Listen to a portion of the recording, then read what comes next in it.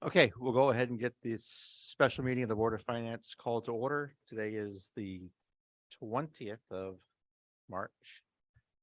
Present in the room are Carl Johnson, Gary Anino, Mike Anderson, Amy Friend, myself, Paul Simons, Dan Smith, Winona Burdine, and Sarah Nelson.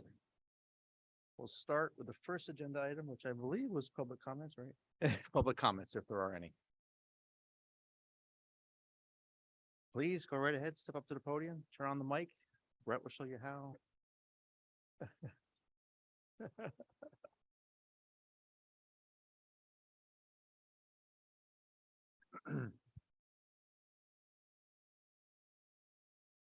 right. My name is Lynn Burns. My husband and I have lived in North Stonington for 24 years.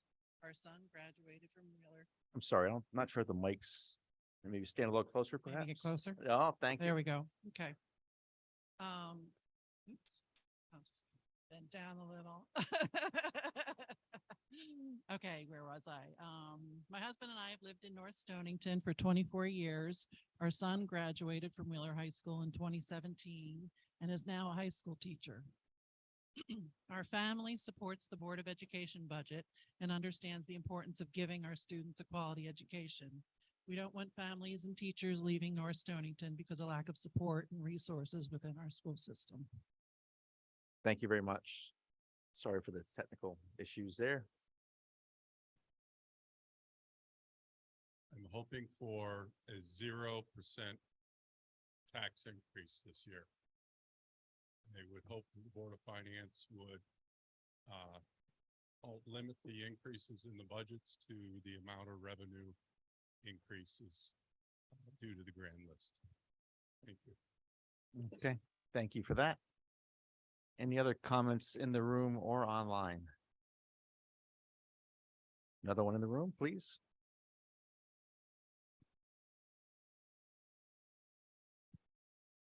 Hello. I am in full support of this budget as is. I realize that 5.2% seems to be a big ask. However, over the last 9 years, the budget has been flat or nearly flat, except for, it seems like every fifth year there's some kind of a bump. So as the costs go up and inflation rises, the budget that the schools are working with are a little tighter and tighter. You squeeze the orange only so much, and this is the bump year. It's time for the juice to get put back in the orange a little bit, for the next several years. There's a lot of very important things contained in this budget with regards to the alternative education program. We have a dire need for an additional social worker. The state recommendation is 1 social worker per 250 students, and I think we have around 765 students. She's stretched really thin. So I believe it's absolutely necessary to have the 1 more, even in that 2 is less than the state recommendation. With the alternate education program, individualized education like that can truly change the trajectory of children's lives of a certain, it can literally be life or death. I don't want to sound dramatic, but when I was going through these presentations, I've seen 3 of them. I've watched last week's meeting a couple of different times. And it brought me back. It occurred to me how important it could have been way back when my older kids were in school. My son had a couple different friends. My boys had a couple different friends that they weren't in their close-knit circle, but they were kind of on the fringe. They were in trouble a lot. And I in their 20s, they committed suicide, each of them. And another one passed away from a drug overdose just last year. He was 32. And I just wonder if there were an alternate education program or the services needed when they were in school, if their trajectory would have changed. like I said, I'm not trying to be dramatic or anything, but it truly makes a huge, huge difference to have, that kind of support needed. In addition is the wood shop. I've been hearing for years and years since, I mean, it was in school when my other kids were in school. Hasn't been in there for quite some time now, but, you know, how necessary it is, you know, for kids to know how to use their hands, you know, the skills they could be making a living with their hands. So that opportunity would be there, and I think it's great to have that in the school, with addition to, the additional paras that we need. For the teachers, I know that my daughter-in-law is a school teacher in East Lyme, and without that additional help in her classroom, when she does not have that help, it takes away from the other kids. She says, I don't, she says, sometimes I feel like I'm not even teaching sometimes, you know, because she's, you know, giving attention to where she could have had the aid. So I would really like to see this budget as is moved forward, and to let the town decide, let the town decide, on this budget. Oh, I guess that's all I have to say right now. Thank you. Thank you for that. Anyone else in the room or online have any comments? Hearing none, I did receive a letter from Bill and Marianne Ricker, also in full support of this Board of Education budget, including its wood shop. It's a need for additional social workers and better understanding what that alternate learning might look like for kids who can't make it to school. So wanted to acknowledge that letter, and I sent to the board. Yeah, he did say, can you read it? Do you want me to read it out loud? Because it was specifically asked to be read. Yeah, if you don't mind, if that's okay. Okay, this is from, as Paul said, Bill and Marianne Ricker. Dear Paul, we're sorry we're unable to attend in person as we both have other commitments. Please read our comments aloud for both your board and the public's understanding of our views. We totally support this BOE budget, including the addition of the woodshop program and alternate education initiative. Recognizing the country's need for skilled labor is important. Recognizing the country's need for skilled labor, it's important to our school system to recognize this vacuum and want to add the woodshop program. We feel the addition of one social worker, however, is too low, given the number of special needs students, 93, 504 students. The increased mental health needs due to current pandemic stressors and others who have day-to-day situational stress. Adding one position continues to keep our schools understaffed for our students' needs. We fervently recommend that be increased to 1.5 social workers for the 750 students, which still remains below state recommendation. For the uninitiated, perhaps you can ask those educators present to spell out what an alternate education program entails.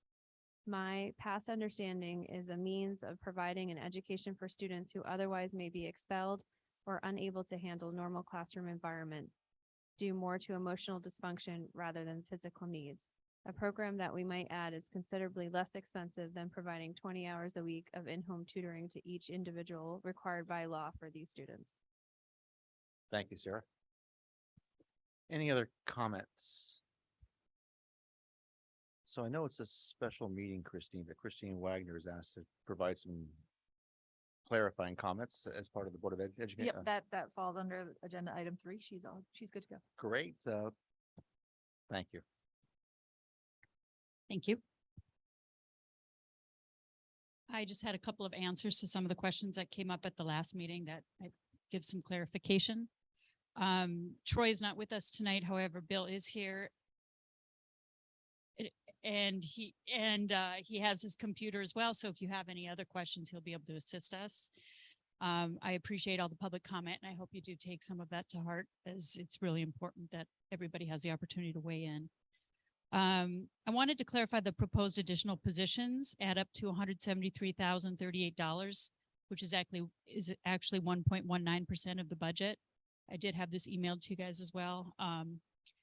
Without adding these positions, the budget increase would be at a 4.05. The social worker is 55,449. The special ed teacher, we estimate around 50,362, and 3 paraprofessionals come in around 67,227. The other thing I wanted to clarify was that the question came up about the stipends last time. And so I went back and kind of looked at that because that number does seem like a big increase. So just to give you guys some background on that, 2 things. One is that with the new budget format, Bill took and put the column in correctly for Social Security with those positions. Some are teachers that only pay on Medicare, others are not teachers positions, so then they have to pay in fully to Social Security. So when you look through those stipends positions, you'll see a column for Social Security. In past budgets, that was not part of the stipend line item. It was just lumped into Social Security. So that's why you see a bigger bump up in that line item. The other thing is to hit on there is we met with the teachers union prior to the contract. We met several times last summer and came up with an agreement on the stipends positions going into this new contract. And we've included 5 program supervisors that came up to 22,470 as part of that stipends. And there's 2 team leads, that's another $8,000. So that combined with those additional positions and also with the bump up in the stipends, you'll see that those stipends positions will not have a raise attached to them year after year after year. We negotiated that in the contract as well. So those numbers come up to about 30,470 of those newer recalibrating. And we moved things around, shifted things around to get savings, to get a little more equality in some of the positions. So just to give you guys some clarification on that stipends number. Christine, you said 5 program supervisors and 2 team leaders. Is that what you said? Yes. Are those all at Wheeler? No, they are not. There's, for the program supervisors, there's 1 at the elementary. Okay. And it should be listed out.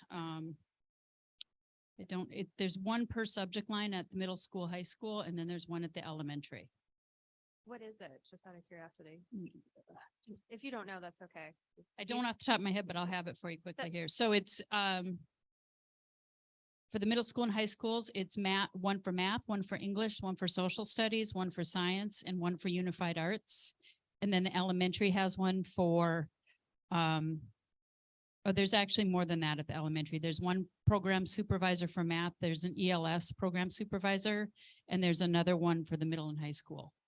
Okay. Each of those positions is 3,745. So I just quoted you guys 5 positions. In reading it a little more detailed, there's actually 7. All right. Perfect. Thank you. Yep. Thank you for that, Christine. Okay, I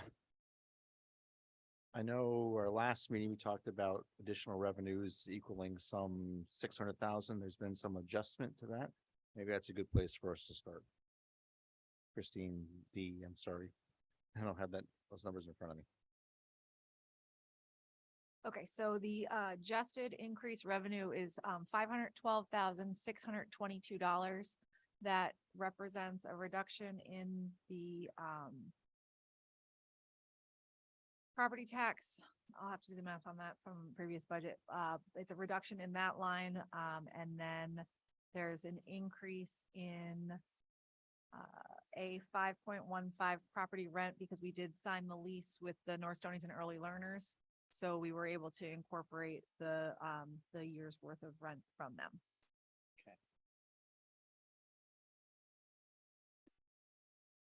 So, I think I'll just start by saying I too am looking for a budget closer to those new revenue dollars to spend within our means, without any significant increase in taxes. But that's just day 1 of my position here. I know we got a lot of work to do between here now and then. We all see what the 2 main boards are asking for, some $1.1 million. And to have 0 impact on the taxpayer, we have about enough to cover about half of that cost. So, it's kind of my initial thoughts. I don't know if anybody has any, there'll probably be some heartburn, but I just want to get everybody's thoughts on what that is. Sarah, I think your light's on first. Thanks, Paul. Yeah, so I would say minimal impact to the taxpayer is always important. I will say over the past several budget meetings, the majority of the public feedback we have heard has been about having services included in the municipal government and the school that we need, and less about that zero pays based impact. I mean, that's the majority of all the feedback that I've been hearing anyway. Any other initial thoughts from the board on where we might want to go from here? Go down the line. If Winona has something? Just looking at the numbers as they are today and going back a couple of weeks to whenever we first met around the Board of Selectmen's budget, there was a lot of heavy discussion around the need for additional capital. And we don't, I think we all agreed that we weren't gonna have a number for that this year, but we're already looking at about 619,000 above where we are in revenues. And we haven't talked about the capital issue that kind of went away 2 weeks ago. So I think that it would behoove us to at least consider that discussion tonight. And echoing Sarah's comments, the majority of the public that we've heard from seems to support these budgets, realizing that there could be a difference in their tax bill. And for that adjustment to the capital, talk about the town landfill, right? That adjustment you're talking about to capital? Was there a presentation for the Board of? No, Selectmen? talking about just generally that we don't necessarily seem to keep up with the capital needs of the town. Whenever we got the presentations from both the fire department, and then there was additional handouts from even the highway department, and looking at just the maintenance and the upgrades of the equipment that we own and the longevity of all of those, and thinking about where we might need to be over time, and that we don't necessarily have a good plan, or quite frankly, probably enough money budgeted to take care of those needs. Okay, thank you for that. Dan, anything? Any other thoughts? Amy? I really struggle with kind of your emotional heart tugs of what people are asking, and then our job here as being the financial stewards of the town and fiscally responsible for the town. So I'm really looking for our board to work more with creating more policy to be able to look ahead and support more of what the town needs, knowing what the town has needed over the past 5 years. I mean, everyone has seen a lot of it coming. I'd like to be able to plan better for, say, the fire department, for the schools. I have a really hard time with seeing budgets where people really need things to support our town, and there's really not the money there to give everyone what they need. So it's our job to figure that all out, but I think it would really be, in the taxpayer's best interest if we started really figuring this stuff out, whether it's with workshops or whatnot, to just get a real capital plan, because people keep coming back to us saying, we need this, and I mean, we're not the ones to say, hey, taxpayers, everybody needs this, and we're not a social service, we're a financial board of a town, and I really think that more people need to come out and speak for whichever way they feel. We all know the school board always comes out, and people support our schools for great reasons, because it's a great place. But even that being said, we're trying to get more students into our schools because it is a great place.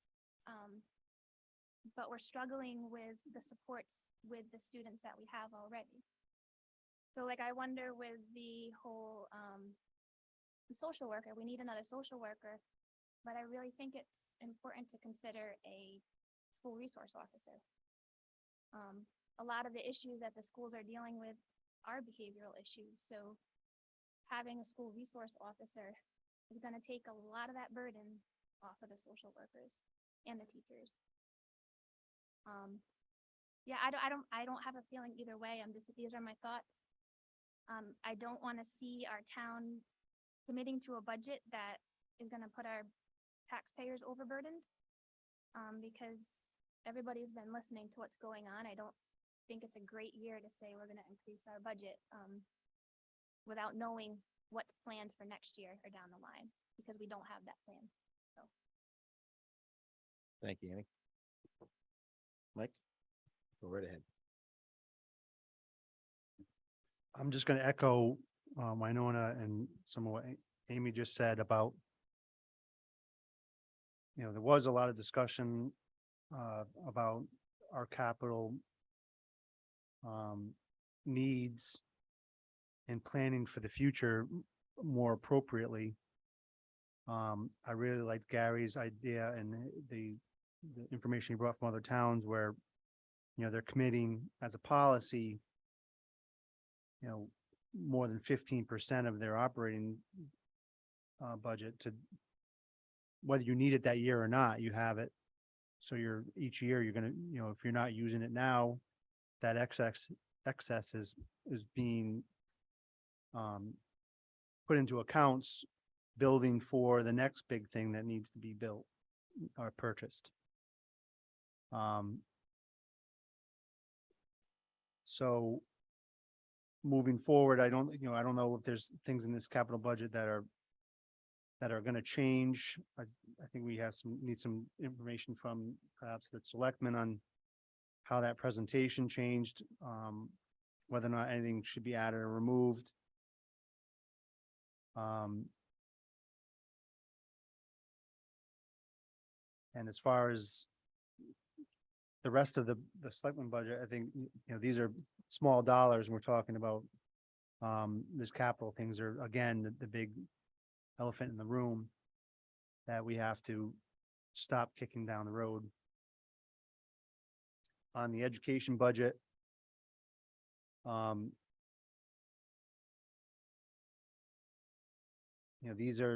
these additions, particularly the staffing additions, I think are critical.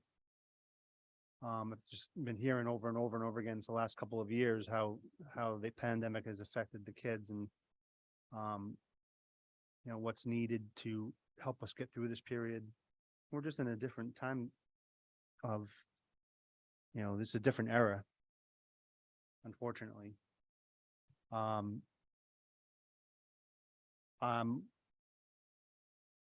open to listening to everyone's suggestions on anywhere else you think is heavy. I haven't made my mind up on anything, but I know that these positions, the supporting the paras and the social worker and the special ed teacher, I think are absolutely critical. But I'm here to listen to everything else. Thank you, Mike. Anybody else from the far end of the table? Okay. So, we are talking about the Board of Education budget. And the thing that gives me pain at night is that we didn't spend to our budget last year. We put 2% into our non-lapsing, gave the town back an additional 80,000. So for me, that would be the launching point for the new basis for the Board of Education budget. The money wasn't spent last year. Could be many different reasons. Some wasn't spent the year before that, and I don't recall if it was spent the year before that. I know we asked that question. I'm not sure if you had that data to see if it was 3 years in a row for givebacks. Okay. So I'm not real keen to add added expenditures to a budget that wasn't spent in the previous 2 years anyway. So my rough math equals some $68,000 that the Board of Ed didn't spend last year. To me, that's the new launching point. Now, if we were to add 360 to that, that would be about what you had last year for a flat budget. But to me, that's still $370,000 of new spending because you didn't spend it last year. Again, I go to the board and see what people's thoughts are on that new basis. On one vote, love to hear some conversation, since we are talking about the Board of Education budget. Or am I all wet? I mean, it's back to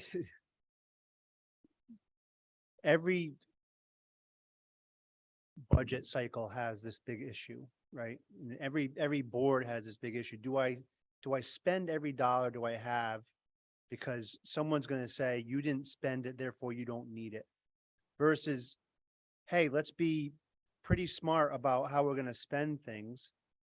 And, you know, if you're fiscally smart and actually, and you budget to a budget, which is a projection, Paul, right? It's not a guarantee. And you actually implement your plan and you come out ahead and you spend smartly and then you get punished for it right away. You know, I don't think it's the right way to go about setting up a budget discussion saying, hey, guys, you did really well last year. You didn't spend enough. You know, I understand that they've got to look back at what they budgeted last year and came out, where did they over plan and look year over year and come up with something and say, all right, we look like we're heavy here, and really look at that. So I'm certainly not against having them do that with something, but I don't, you know, these guys have gone over their budget over and over and over again. You know, where are those dollars where do you want them to cut? And we're not allowed to do that. So I get your point, but it's also that double-edged sword. You know what I mean? No, it is indeed. I mean, again, I think we're not doing our job if we don't look at actuals versus requests. So actual spend, especially if you have 2 years in a row where a lot of taxpayer dollars went unspent, but went fully taxed. This is where I struggle. But again, on one vote, I just wanted to hear the discussion. Sarah, go right ahead. Yeah, so I think the so I'm gonna have a question for the Board of Ed at the end of this. I think the Board of Ed did a great job on their presentation, making it very clear if we don't give them the full budget, what things will be cut. But what I think we don't understand is, I know that, and maybe this is buried in one of your presentations, so I apologize if it's there, but what was the total increase of the negotiations? Right, because some of what you're describing, Paul, I think has gotten eaten up, and I'd like to understand where that was.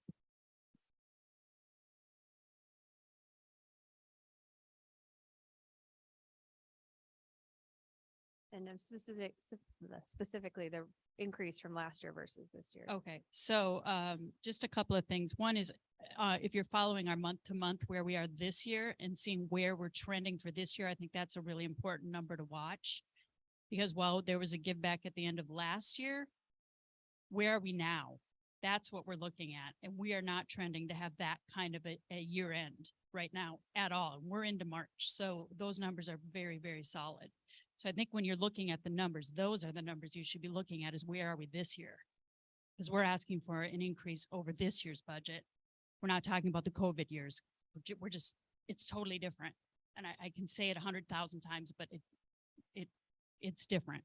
Our contract ended up the first year at a 3.67, the second year at a 3.33, the third year, I might have second year 3.77. I believe the third year is 4.05. The overall 3-year impact total of this contract is 11.61. And I know you guys don't care about the state averages, but at the time we did the contract, the state average was 12.4, and it has just continually gone higher and higher and higher. So, sorry. Do you have the dollar amount of the increase? So if, just making up. Year one, it looks like, and this is based on salary data. So this was with step 0 to the body, 2 to the top. The increase was 161, 139. But then there's other factors in that bring it to the 3.67. And I'm just going off of this chart, so I could be off just by a few dollars. But I think if you look at the salary on this year, and if you look at what the salary projected on next year is, that's your increase.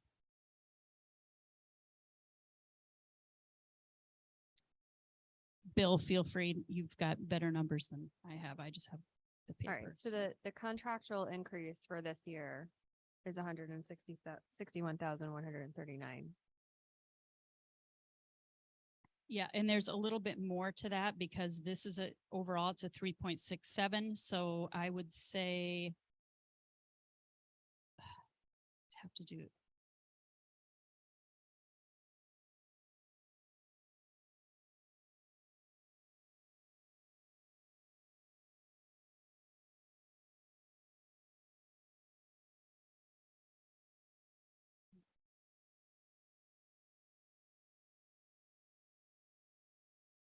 So if I look on the first page of your budget, most of it looks like it's salaries, except at the very end, you have athletic trainer, you have a couple substitutes.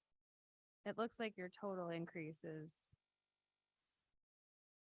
655,000 just for those items. So substitutes aren't part of the teacher's contract. Yeah, so I got, And then extra duty stipends are, so that comes into play. And then like secretaries aren't part of the teacher's contract. so, but this is a fixed cost, right? This 655,000. Yes, That, there's no negotiating that differently at this point. right. I Okay. mean, the per diems, we, depending on how much we use them right now, we use them a lot. So that's why you're seeing an increase there. And we did away with Kelly Services, so that's why you're seeing it in a salary line item. But I guess where you're going with this is that is not a movable number. That is a solid number.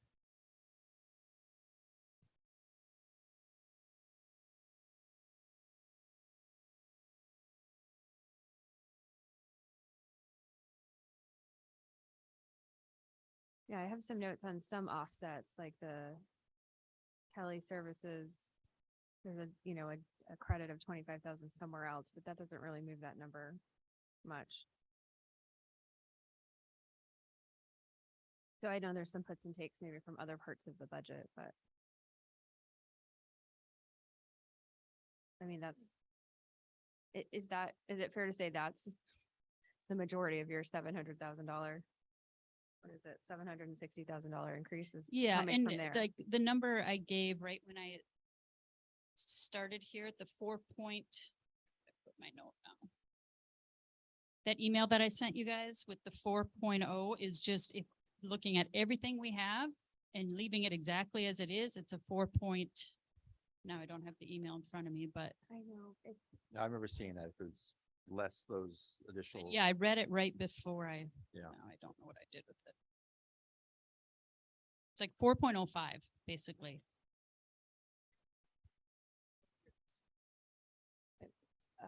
Paul, can I just, going on what Sarah's talking about? 4.05 would be the increase, leaving the budget flat now, just with Those contractual and increases, right? everything else. Yeah. No, I think I understand where Sarah was Got going, and it helps me too. Go ahead, Mike. Right, because, and we were talking about just an increase of $760,850 over last year's budget is what we're talking as a total in this budget, correct? And out of that, 655,799 is these fixed charges, fixed costs of salaries for everybody. So what we're talking about is fighting over $105,000. And actually those additional positions at 173,000 is what we're talking about. Right, okay. And those are in the 655. Okay, what's the total again, Christine?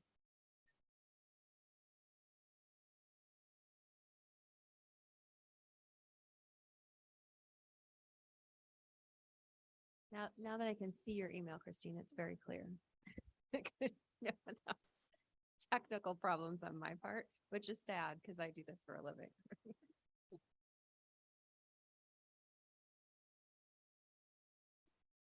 Something else, Mike? No, I just think that needs to frame the discussion.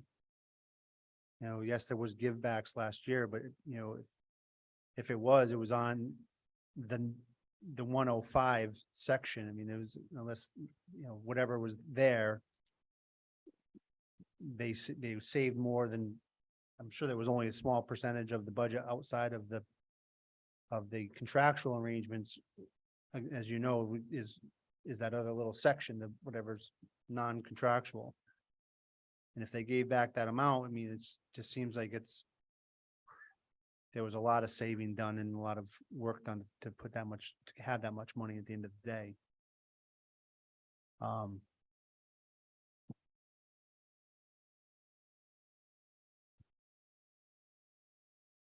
we don't have a lot of room to work with. Gary, go right ahead. So I agree with your initial assessment. Fiscally, my mind is wrapped around what you said, Paul. I agree with that. I also agree with Sarah's comment and everyone else's. The Board of Education did a great job doing their presentation last week. As I went away and pondered, there are a couple things that just really don't balance out in my mind, and it's probably my mind. But, you know, we ran a pilot for the special education program out of this facility last year, and there was no bump and no increase in cost. So I understand you want to expand that program, but it doesn't seem right that I feel misled as a taxpayer that we're moving back into this facility on two levels, the pilot program and the wood shop. I'm supportive of both, but I think it really is disingenuous to the town because we said we no longer had a use for this facility. In fact, I believe that the school deeded it back to the town. So now it's a town facility and now we're moving back into it. So if we go forward with these and we increase the staffing, there's an uptick around the care and feeding, the use of these buildings that doesn't seem to be in anybody's budget. So either we never went around and turned down the thermostats for the last 3 years that the school wasn't using these, or it's going to bump up and somebody's going to have to swallow it. And it's not in the town budget and it doesn't seem to be in the Board of Education budget.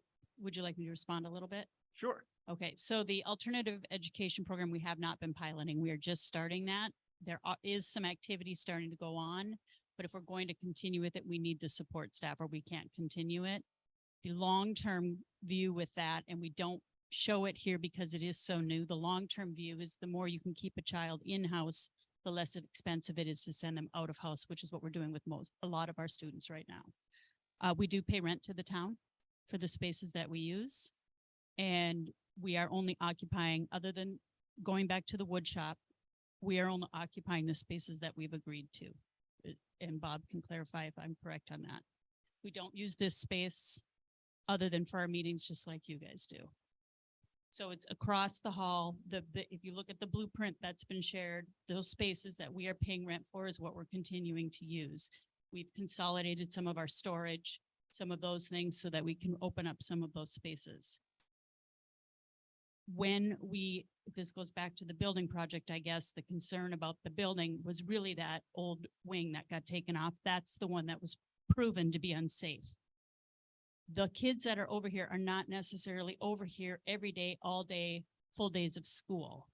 It's a fluid arrangement based on their needs to give them the very best education possible. If you guys would like, Allison would be happy to come in and talk to you more about it. Also, I'd invite you to look online at our recorded session of her presentation, which was fantastic. I think it would really shed some light to you guys on what that program is all about. It is on the website. And it's not, it won't take you 2 hours. It's only a portion of our meeting, but I would really encourage you to take a look at that. I think it would really help to understand what that program is all about.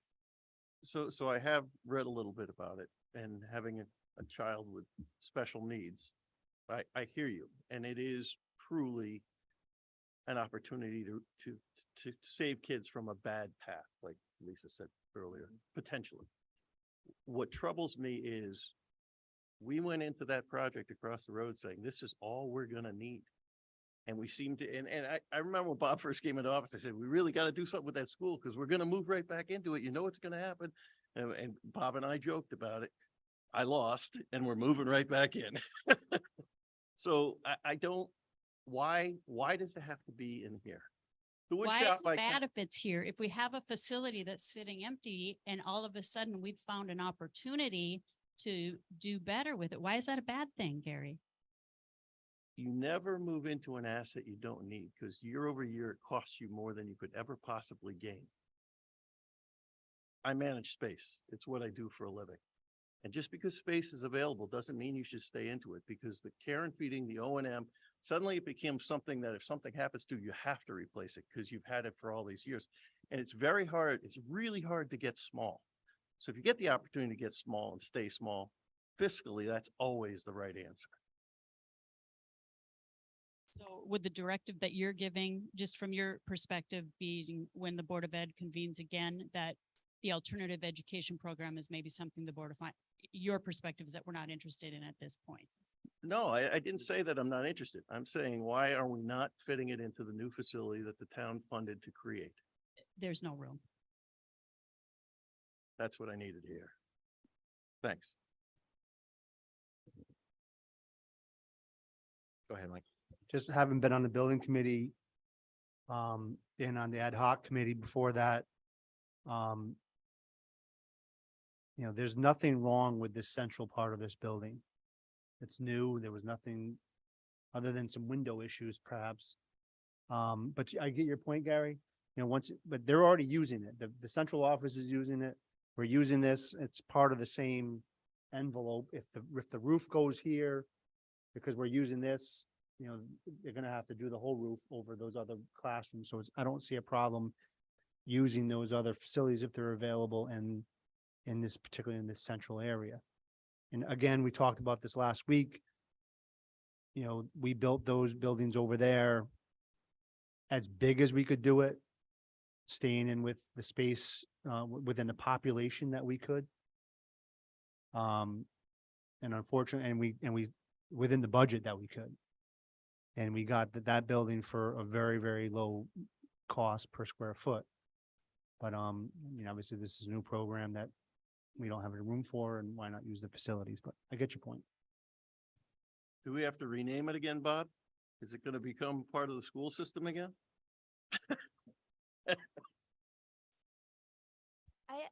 My concern is what I don't want the town to fall into again is, for years, people discussed the new school. And we needed the new school for many reasons. But now we're leaking out of it. And it's not by any fault of anyone or by any fault of the school. It's because our school does amazing things and they want to keep doing amazing things and helping as many kids as possible. So what bothers me about the new school is that if the town had planned way ahead of time, and I don't mean to go back, but I just don't want to go forward in this direction. Let's just plan better so that we can do these things. Because if it's something that we're gonna do, we can't just say in one fiscal year, this is going really good in the school, we're finding this need, and now I think we really need to support it. I think we do need it. I'm just trying to figure out how we do it as a town. So if you can help me with that, and I'm not against the program at all. I think it's a great program. It hits close to home for me. So, I just struggle as looking out for the taxpayer, which is where I struggle with that on this board to begin with, because you have what you think, what you want to give people, you want to give your kids everything, but you can't. So I just struggle with, bringing a budget to the town saying, always asking for more, why didn't we plan for more? And I don't even know if that makes sense, but going forward, I see the ball rolling where it's just, we're not planning, we just keep asking. So I'd like to kind of get away from that. And I But, understand. it kept getting voted down, Mhm. so everybody had to, squeeze it, and it never works that way. So I don't know about any of you guys, but I didn't ever plan for a pandemic to happen in my lifetime. I mean, I was like, what? You're shutting everything down? And I mean, these services are part of it. The need is because of, these kids are, without the socialization and the education during those period of time. It's a need I don't think we could all even fathom that we would need. planning obviously would have been better. So I need to go back and challenge a little bit more on the $368,000 overage last year. Salaries were well understood then too. And this overage far exceeded any delta in a given year for a teacher's contract or any else's contract for that matter. Where were those overages? With the unspent dollars, unspent, yes, yeah. So Yeah, I would which is the love, re- again, reverse the way to say. opportunity to come in and go through that non-lapsing account with you guys. I've wanted to do that so I could explain that in more detail. The biggest overages 2 years in a row were healthcare. We had significant savings in healthcare. We didn't see it when we were budgeting. We didn't know it was going to happen. We're part of a consortium. So when it goes by experience, also from COVID, people weren't using medical like they were. All those kinds of things led to a downturn in the price of healthcare. Right now, we're trending that Bill thinks we're looking this forward year that we're having a 5% increase. However, we don't have as many people on the healthcare, so we're not seeing that big increase in our budget. Transportation was a really big one. When a school is closed, buses aren't running. We're not playing sports. We're not paying coaches. We're not paying an electric bill to the same side that we were. The schools were closed for a very, very long time. So again, I would really ask if you guys want to have a non-lapsing conversation, I would love to come in, talk about it. I think we should do it every few months. I think we should visit on that. think we should visit on what our plan is, because we are planning very strategically about what we want to do with that. And that was part of our presentation last week. We aren't just doing what we've done in the past and buying a lot of things to buy a lot of things. And certainly we've had the conversations of, if we don't drain this down a little bit, the Board of Finance isn't going to like it and they're not going to support our budget. We know that going forward, but we also think it's irresponsible just to spend it to spend it. So I really welcome the non-lapsing account conversation moving forward, and to give you more and more detail of why those last 2 years were one-offs, why we don't see that trending for this year. And honestly, I don't think, as long as we don't have any more pandemics, we don't see that trending that direction again. I do have a question, Christine. For the future outlook, how much focus is there for pulling in kids from other towns? How much focus? Yeah, I mean, I would really feel a lot more comfortable with everything proposed if we said, okay, let's cap it right now and focus on our kids that we have. Well, the focus isn't really that we're out recruiting per se. We're just happen to now be a school of choice for Voluntown and Preston. So if we have a contract with them, if their children choose to come here, we do have it as part of the contract that if we are at capacity, we will close it off. It's We're at part of the, half it's part of the, capacity though, correct? Is are that we at capacity we're now? At half, right? About I don't know about half. 40 spaces. Yeah, about 10 a year. But is there consideration about capping that at any point? Just, Well, that's kind of where it is. So if all of a sudden so there's a process they have to go through to apply. We have it written in the contract with those schools that if we don't have the capacity, if we get let's say we get 30 kids that apply, we have the ability to say we don't have the capacity for that, and we can cap it at wherever we need it to be. I'm just wondering. Yeah, no, and that's just the answer. Thank you. Thank you. I want to go back to the non-lapsing for a second. I think last week you said it was like $450,000 round numbers in that account. 446. Is there anything in your budget this year that you can really use that wisely, use those dollars for to help protect the taxpayers in our Stonington? We obviously would have to look at that, but if you look at the statement that we sent, we already reallocated from the superintendent's budget that he initially proposed several line items to that. The workshops and curriculum writing, about $10,000 for some equipment and supplies for alternative ed, some things for the wood shop, co-op sports that we're doing. Let's see, innovative instruction. really big for us that we're, trying to move our instruction forward and not doing just traditional teaching, but really getting to be a little more state of the art. So some of those things already were pulled from the superintendent's budget before we came to you and we looked at the non-lapsing. And then if you look at the other line items that are on there, like for example, we didn't ask for capital this year when Christine sends out the ask because we have a huge capital need in the fields. And we're looking to do that with the non-lapsing account as well. And there's a whole list of items that we're looking at there. Is there anything you can do now to help offset this large increase by using the monies you have in that account now? I wouldn't be able to answer that right now. Because that's an important thing to me. So it's already tax dollars sitting there ready for use for education. There's an increase of $700,000 here, and we have about 450 or whatever it is sitting around. So see where I'm going. I'm I struggling. do. And I'm Paul, I struggling. guess the only thing would be then I have to put that back in next year. So now These one-time, probably a one-time. yeah, so one-time things, we always look to the non-lapsing for. We already do that with everything that's a one-time expense. If you look through our budget, there aren't, I can't think of any one-time expenses in the budget currently. So if you want us to, last time we zeroed out instructional supply. Like when we hired our new superintendent, he said, you actually have no money in your instructional supply budget. And I had to explain to him, we use the non-lapsing account.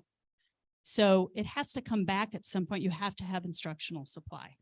Yeah, So great. again, just like we're kicking it down the road with capital, we're just going to keep doing the same thing. If you want me to put a teacher's salary in the non-lapsing, they got to come back at some point back into our budget. What is, what's the spend been out of that, round numbers, out of that this calendar year? Have you spent anything out of that non-lapsing account to any great, percentage wise of the 450? Yeah, let me go back to the report. Thank you. So if I look at year one, 2021, it looks like that first year we spent, I'm doing the math correctly, probably about $110,000. Do you have it in front of you so you can follow along I with don't, me? I or- can do Okay, the math. in year Keep it two, simple for me. we spent, well, we're kind of in between there on year two. That's good. I'd have to get you a better breakdown. It's all on the report. I just don't want to quote numbers that are Understand. inaccurate, but it's line by line on the report of everything we've spent. We have to approve every spend out of that account. We have a purchasing policy in place now that we Yeah. follow, which is following with yours. But it is on the report that gets sent out and it shows you line by line, everything that we've spent in that Okay. account. And there's also a line, lots of items listed of the things that we think we need for the school that instead of going to the town for, we believe we can fund with the non-lapsing account. I'm with you. So I guess where I'm going, I know you can only put 2% in it, $280,000. The state allows 4. Is that true? Yes. Okay. Regardless, we, North Stony can put 2% in, so that's around 280. So if you put 280 this past year, something like that the previous year, that's only, 560. So when you have 450, so you couldn't have spent all that much is where I was trying to tease those numbers out. Again, that's my simple arithmetic in my head. 239,000 according to Bill that we've spent out of the account so far. And Paul, in the report that we have from them, she shows roughly 340,000 allocated to projects where there is an actual line item going forward. I've heard the list, seen the list. I just haven't seen it come to fruition. That's all. So I'll just, ask them the semi-uncomfortable questions. Hopefully we can all do this. What else? So I have one more facility related question. So my understanding was we were using the old wood shop to store sets and theatrical stuff that we did not have storage for on the other side of the road, which made sense. Where's that going now that we're going to use the wood shop? What portion of the building is going to be used for school storage?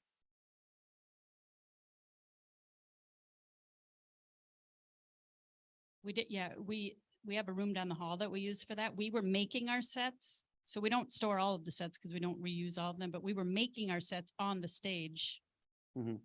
while we were getting ready for drama, was my understanding. So now the hope would be that we take that program and be able to build them at the wood shop instead of building them on our new stage over there. And my understanding of utilization is the perimeter office is here, across the hall, Troy's team up there, and now the wood shop. So roughly close to 60% of the remaining facility is education related. 28.83%. Of the remaining, Yes, I want to challenge those numbers. I'd like to review those, Christine, we can sit down. because I've got them mapped out from way back when. Gary, I'm trying to understand. So I've been on this board for a couple of years now. Every year during budget, it comes back to the old building. I'm really looking forward to someday when we're not talking about the vote from the old building, which is, I don't even know how long ago. But, do we want, I mean, I'm trying to understand the end goal. Is the end goal to be like, we don't want the school in this building anymore? Is that, That was my understanding when the town voted to build a new school, it was because this school no longer was fit for purpose. And in fact, when the new school was commissioned and we renamed it the Education Center, then it had to be gifted back from the Board of Education back to the town because it was a town asset. And then we were shopping it around, looking for tenants to utilize the space.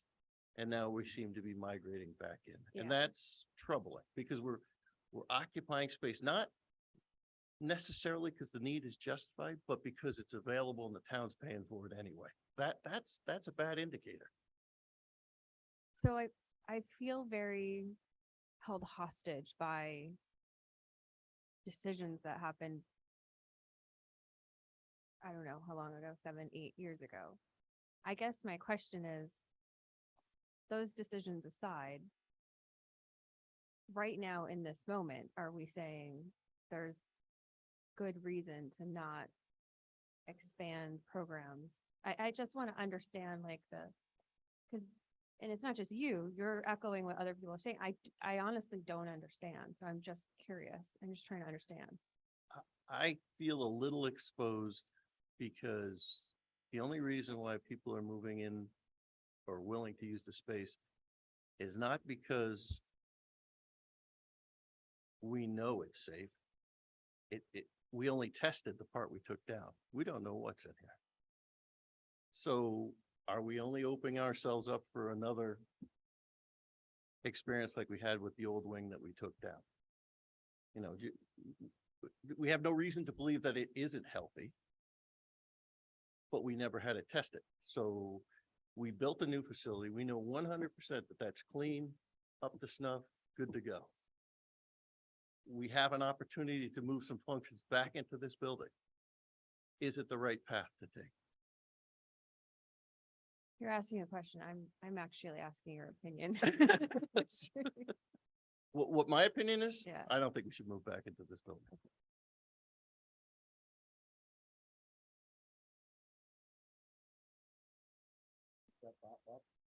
Yeah, yeah, just a rebuttal, I guess.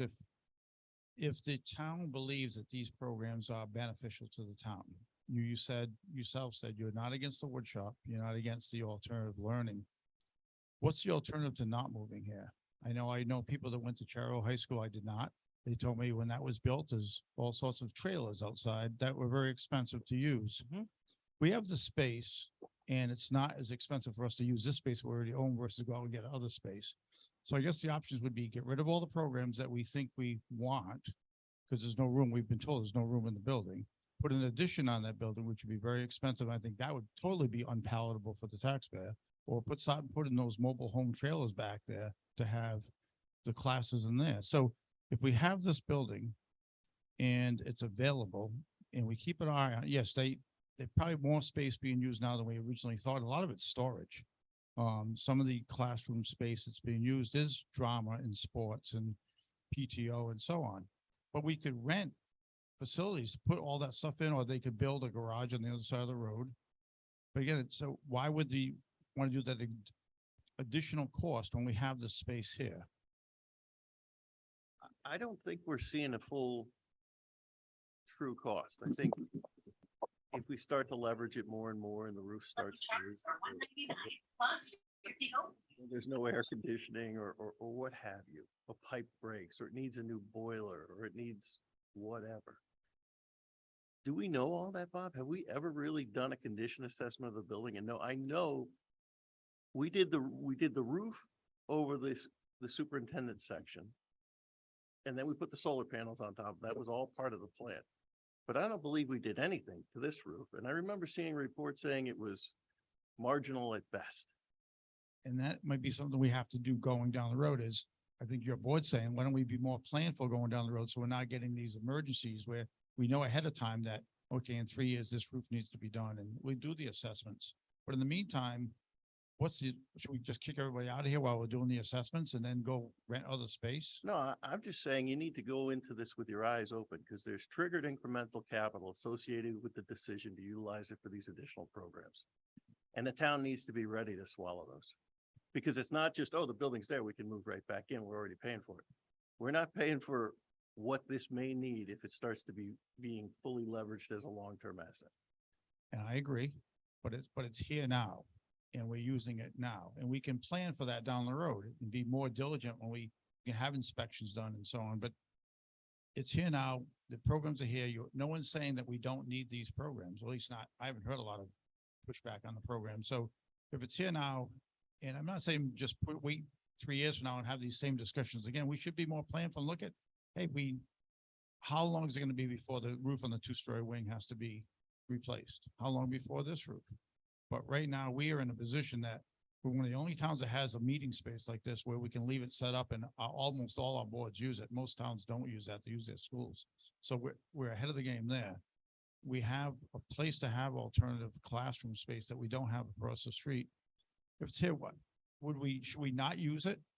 What are we gonna do when we have a failure? Not if, when we have a failure. What are you gonna do now if we Well, want these programs and we have nowhere to put them? But it's a chicken or egg thing, Bob. If you move them in and we go out of the pilot into a long-term program and then we have a roof failure or a boiler failure, what is the plan? How are you gonna fix that? How are you gonna continue to provide the service? Those are good questions. It's the same. Eventually, we're gonna have to, yes. But are you gonna ask me a question, Michael? Is that what you're raising? your hand? I mean, right now we have a tenant going into the 2-story building. There may be maintenance that go along with maintaining that 2-story building. And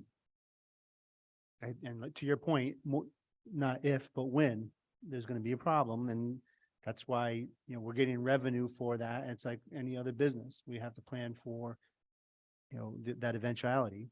Here, I'm not concerned about the safety of this building, having seen all the reports and whatever.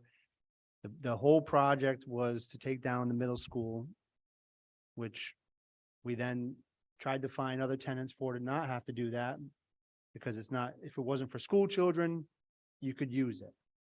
Eventually you couldn't do it, and we used the ARPA funds to take it down to finally just get rid of the headache and be, it's over with and done with.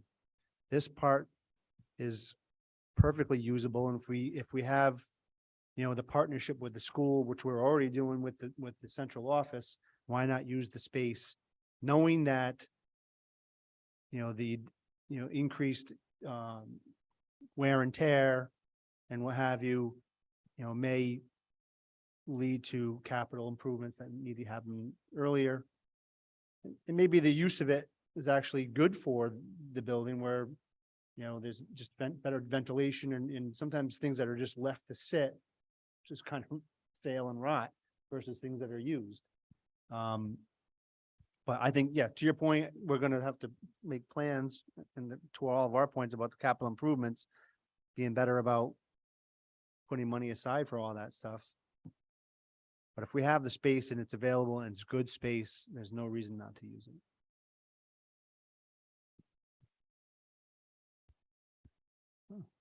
First time I talked in a meeting and a half. Actually, this question is probably more, towards, Mr. Rathburn over there. That, seems has the most knowledge about the wood shop. What is the average age of most of the equipment in the wood shop right now?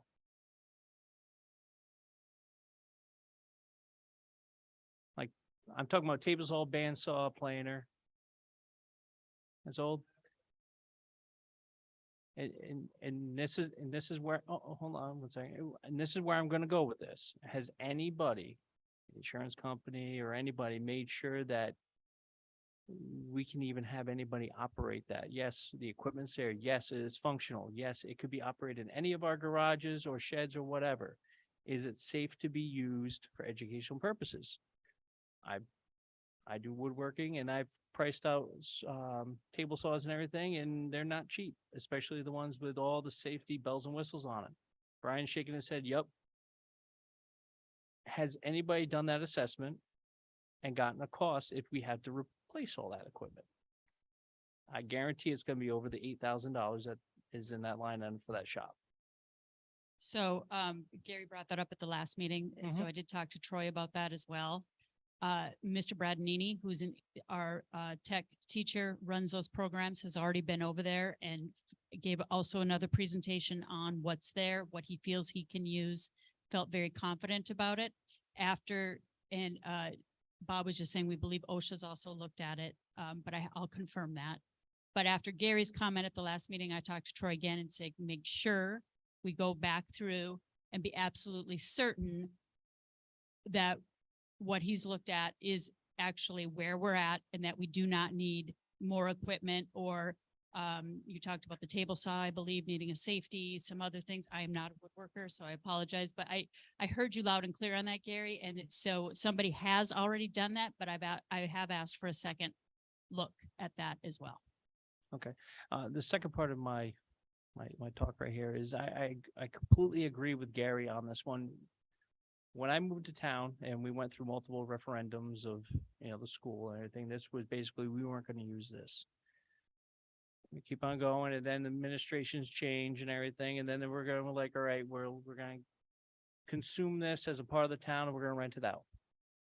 And we weren't going to use it. It wasn't, we couldn't have anybody in here. It's so toxic. Then we're hearing it. Yeah, it's safe. Partial use. Mike was just saying, he was saying that, this side of the building was good to use. It was analyzed and everything, but none of the testing was done. Is that true? There was no They testing. didn't have to do the testing because this building was built after all those hazardous materials were already banned. So there's no asbestos over here? No, No PCBs? no. Okay. So there's nothing. Okay. I can't, Well, am I 100% sure? No, 99%. Yeah, there was no reason for, this building was built in what, 96? What's that? 64? This part Okay. was? Yes, but it was after those other buildings all those materials were banned. So What?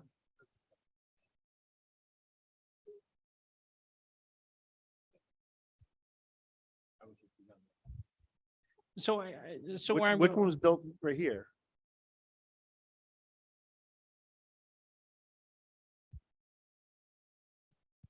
Mike, what part are you talking about? This part, the central office. So this was remodeled in 1994 because this was the gymnasium. So it was a large remodel that was done for the Right. center section of the building. The two-story one was built in 1964. That's what I meant. This part of the building, this central office part where these It rooms was that are here, gonna but be it was used. all remodeled. So again, this was the gymnasium at the time. Right. And in 1994, when they put the new entrance on and they tied it into the building that just came down, that was all done in 1994. That's what I was referring to. So when we're gonna be putting, like Gary was saying, we're gonna be putting more programs over here, it sounds like. I think when we talk about planning is also trying to figure out the mechanicals of it. And also it's the messaging, because you're gonna go to the town and they're gonna say, we're gonna be bringing more programs, which is great. And it's gonna be added value to the town and everything. But that's gonna have a cost. It's gonna be a cost for the program and also for the maintenance of the building itself. That is going to be housed in that program, which I think everybody's just thinking that some of these programs are going to stay on the other side of the street and it's going to be consumed by the brand new building. It's going to be over here. We're going to be using this building a lot more. That's going to be an added cost. Now, the town might say, yep, we want the programming, but we don't want to have the added cost of having this building being used 50% more of the time. They might not want that. I would honestly think that the programming would be held over there. I didn't think that the program would be held over. A lot over of the here. programming is held away from our district currently, I get that. So Yeah. one of the things with the new superintendent and with Bob as selectman is being collaborative with the town. It's something that's been really important to us.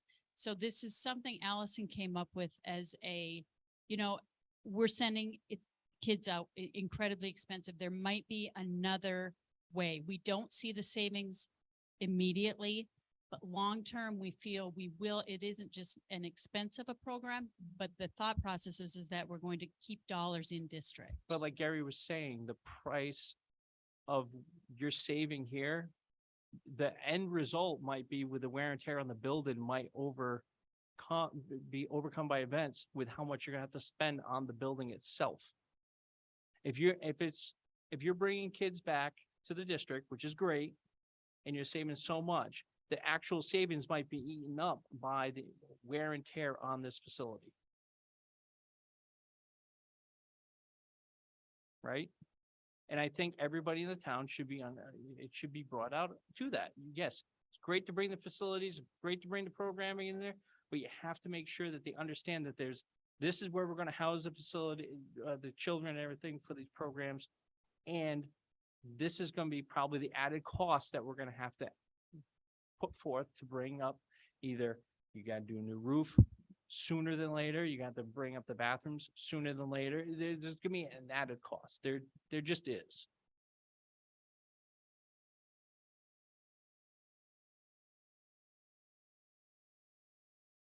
Is that a legacy late mic or can I call in Sarah? Uh, Pick it up.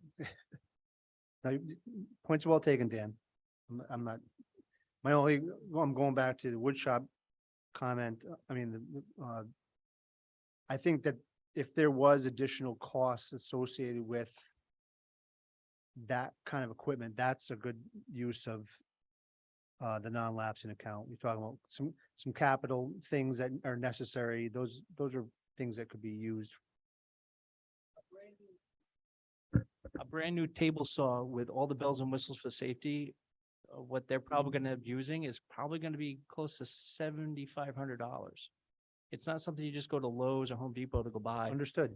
And you're talking about a big dollar item, and once you start going down that path of buying brand new woodworking equipment with all the safety, it adds up very, very quickly. Understood, but that's exactly what this non-lapsing account is for. It's not going to affect the budget. And I would rather have them have that thought process. If they can use all the equipment in there and they don't have to have that added cost, great.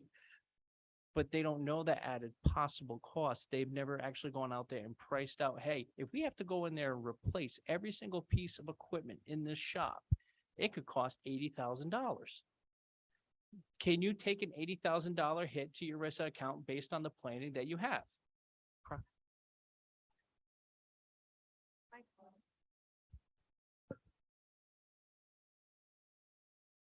I don't want to speak for the wood shop program. I don't do the curriculum for, but I don't think the intent is to make it a state of the art. I think the intent is to obviously, like I said, the teacher that's going to be teaching it has been there, looked at what he thinks he needs, and felt that what was over there was adequate to teach the course he was looking to teach. Now, if we need to buy the table saw or a piece or two of equipment, I absolutely believe that's what we would use the non-lapsing for, because we've been responding to the public who's been asking us to bring back wood shop. I honestly, though, I don't anticipate, Dan, us doing an $80,000 investment into the wood shop. I'm just throwing a number out there. What I'm saying is, you have a line item in here for renovations and supplies for that shop of $8,000. Yes. if somebody came in there and said, hey, you need to go buy new this, it's gonna be a lot more than probably $8,000. I'm just making sure that you understand and the board understands that that could be an added cost for that program. Yes, and we do understand that. And Okay, and we're aware of that. And that is where we would look to that account. And then we would make the decision if that was how we wanted to handle that space. okay, thank you. Thank you. Okay. If I'm painfully blunt, I feel like we are kicking around this conversation because we don't want to get back to the $1.1 million increase. You beat me to it. Yeah, thanks. I have a question, Christine. Can you tell me approximately how many students you expect to take up the special learning program?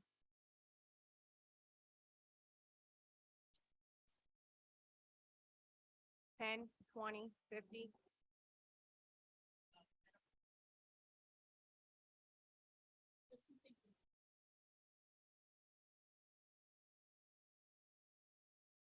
Kristen, the question was how many kids do we anticipate at this point using the alternative education program? Do you happen to have an idea on that?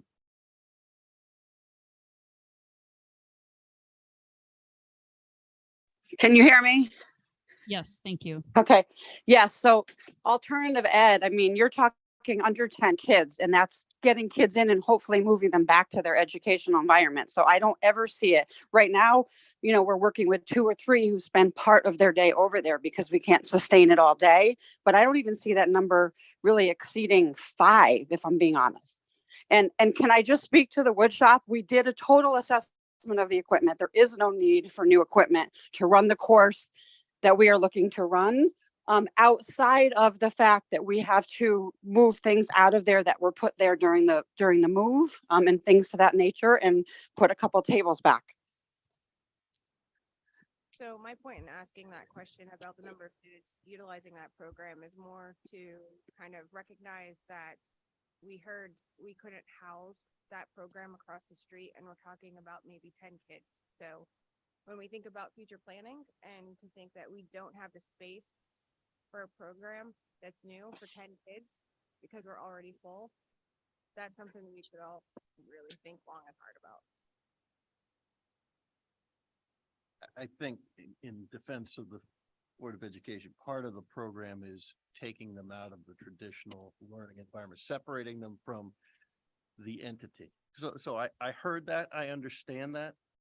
It's, I hear you, I agree. I think the capacity is over there, but to serve what they're trying to pilot, and I'm supportive of it, I just don't think this is the right place for it. Okay, so good discussion on that new program, proposed program, but you're right. We have to bring it back to what we have here in front of us today. So Christine, maybe you can help me. So there's $1.1 million of new spending being asked. Is that above and beyond the additional $500,000 of new revenues? So essentially 3 mills. So it's an additional $619,202 above the new Okay, revenue. that's helpful. That was scary otherwise. 619,202. Is there any hidden money that we'll find out about 2 weeks later after the budget passes? That we should be aware of? Not at this time. Just checking. I'm gonna ask a dumb question. No, please. What does that $619, if you did the budget the way it is right now, cost the taxpayer? A little over, I'm not gonna guess. 619, 1.1 mil. You got it, huh? She's calculating. And I while, think my while you're computer figuring knows. that out, can I ask Christine one thing? Sure. The problem with the school, I agree with everything you guys are doing, everything, the budget, you guys did a real good job supplying. And I was with Paul with the numbers when we first sat down with all the numbers. Gee, you guys gave back 300,000, or you had 300,000. But looking through some numbers here, I see that you're gonna spend quite a bit of it this year. If there was moved into this school and we need a roof, does that non-lapsing count help fix the roof with the town to put it up, or are you gonna hold on to that and not help us fix the roof? You're on your own car. No, I think Might that take the- me a while. No, the board is very open to looking at all kinds of options, and certainly we realize this is taxpayer dollar and we weren't counting on it. Mhm. We wouldn't have budgeted that way. So we absolutely would be open to saying, you know, let's work together. We're using this facility. What can we do to make, you know, is there a repair that needs to be made? We'd be definitely open to any of those conversations. Thank you. Did we figure out a number? So if we change the mill rate to 29.5, you would have a surplus of $7,900 above your expenses. 1.05. 1.005 mil increase. Okay. Thank you. So we've talked an hour and 20. 28.45.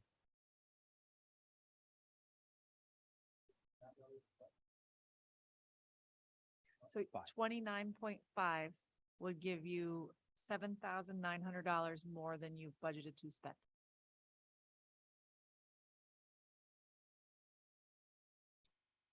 Okay, that was So- good information. So if Thank you guys cut $308,000, it only goes up 0.5. Am I correct in that thinking? Are we on We the cut same, half of that. cut half half of of the that. 619? I don't know where you pull it from, but. No, I got you. I got By you. you guys, do you mean us? Like who's? No, Okay. I meant all of them mean- out there, but He means I'm we. trying not to look at them. You mean we. Got it.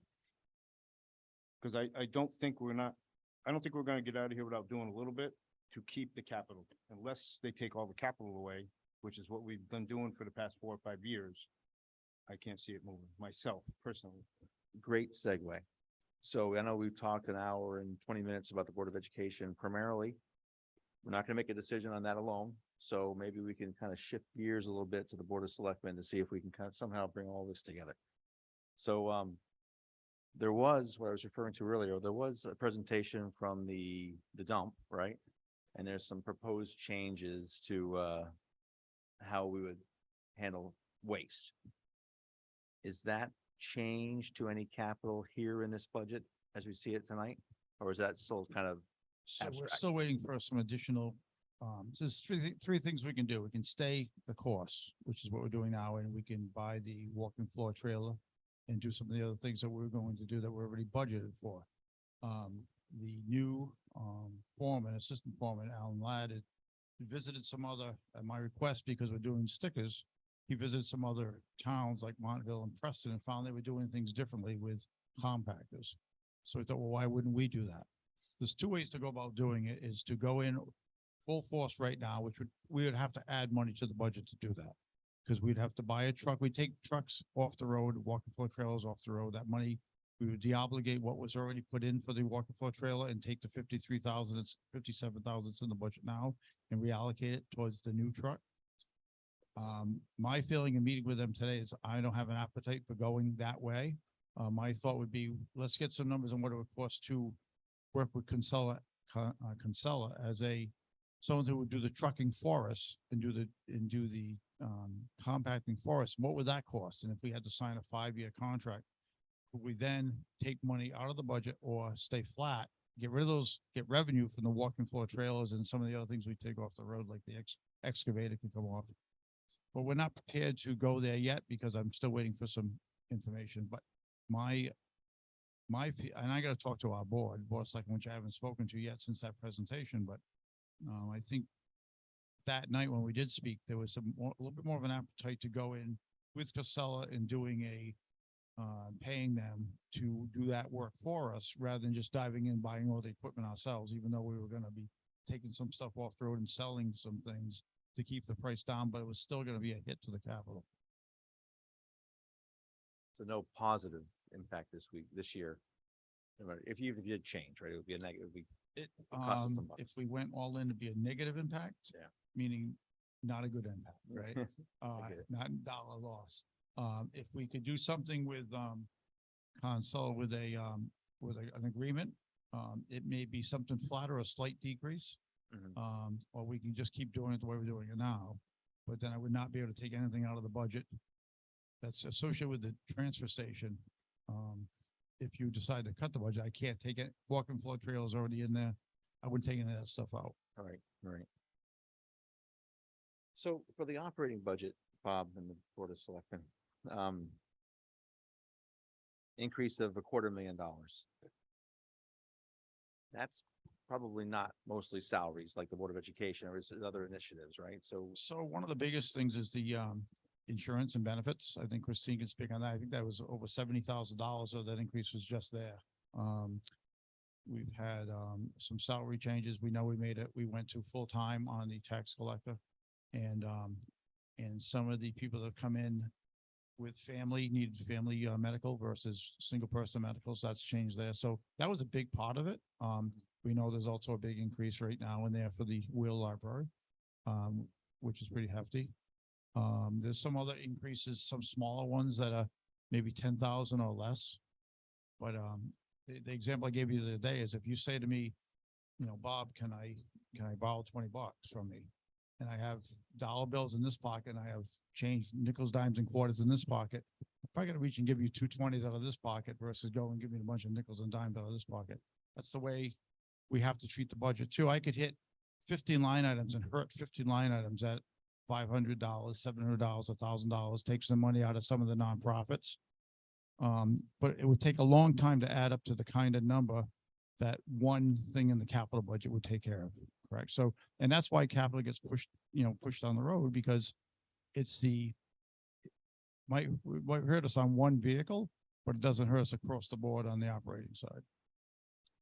so if and when this board asks the Board of Selectmen to go back to look at their budget, sharper pencil, I think there would be appetite here for you to not look at capital first. Because we know, I think we've all heard that, but that's Then I really. probably couldn't get to the number that you're asking me for. What number? I haven't said it. If you gave me a number, you throw a number at me, just give me a number. You know what? 3.9. If you gave me a number that was $100,000 or more, I couldn't probably hit that number going through operating, not with what we're committed to. Right. I'd have to go to capital.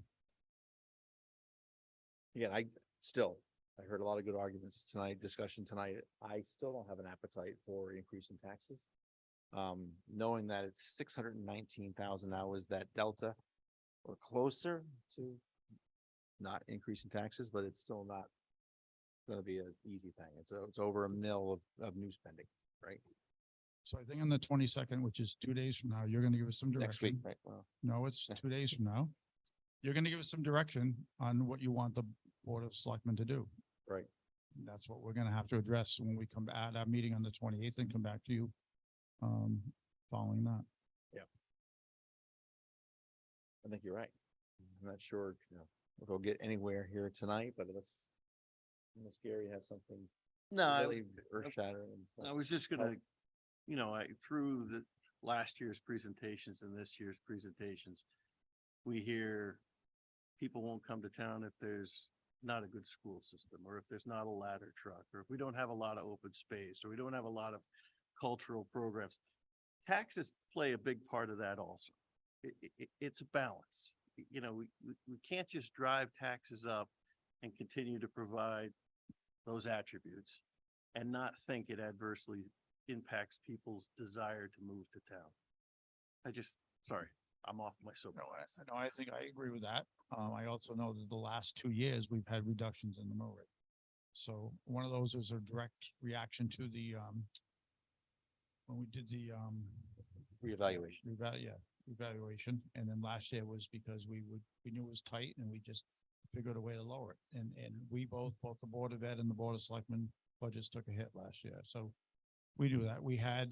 Luckily, we had a little bit of additional income come in. I don't know of any. Now that we signed the lease agreement, we put that in. I couldn't put it until it was signed. It was signed last Thursday. So we put that in revenue, but anything else that's out there that we might get, I can't account for until we know it's a fact. As Sarah and Paul know, that's directionally correct. If there were a town like North Stonington that might expect some state funding, any idea what that fictitious number might be? Well, if you look at the governor's proposed budget. Yeah. as it stands now, there's about $77,000 in there would be additional revenue for us. If nothing changes, and that's in LoSiP and, town aid roads and things like that, Pequot funding. We're getting small increases in 5 of the 6 areas and a small decrease in one area, adds up to about 77,000, I believe, but again, I can't No, I got you. show that in our budget, thinking that we might get it, and then the governor's budget gets redone, and now we don't have it. So you can't promise the taxpayer something that you don't have. I get you. I get you. The state is flush with cash, but, you're right. We'll see what happens. Go ahead, Mike. I don't know if this, I'm sorry if I missed that part of the conversation. Did you, what's the mill rate from 2020? Was it 29? Just give me the last year, the year before that, and year before that, please, if you have it. So we know last year's was 28.45, right? So current year is 28.45. Fiscal year 22, last year was 28.6. Year before that, which was fiscal year 21, was 29.5.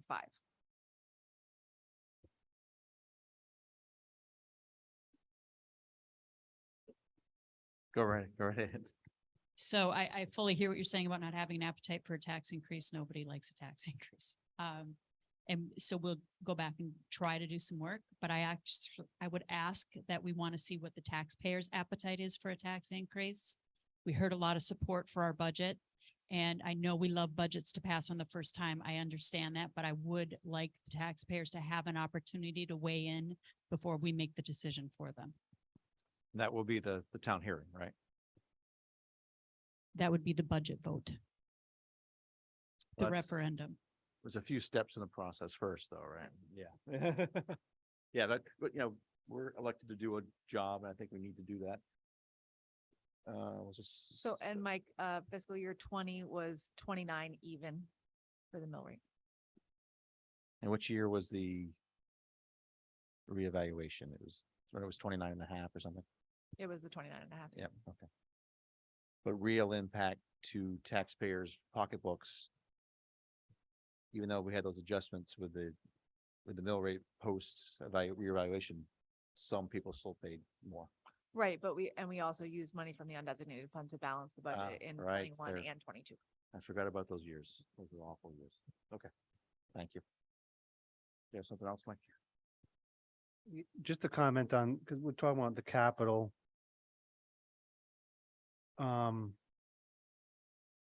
It just seems like there's some things in flux. And,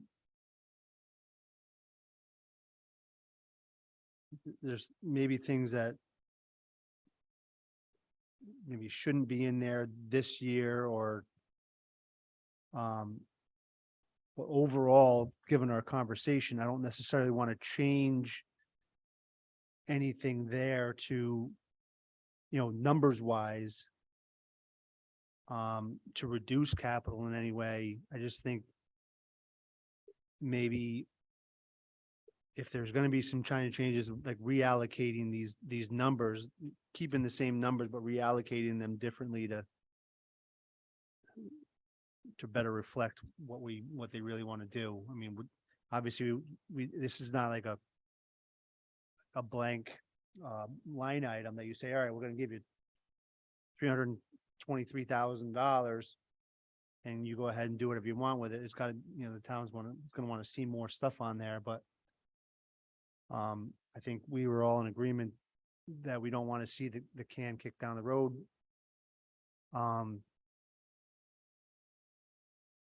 So going forward, I mean, personally, I don't want to see the capital budget cut, just maybe some, finalized and clarified and presented with some,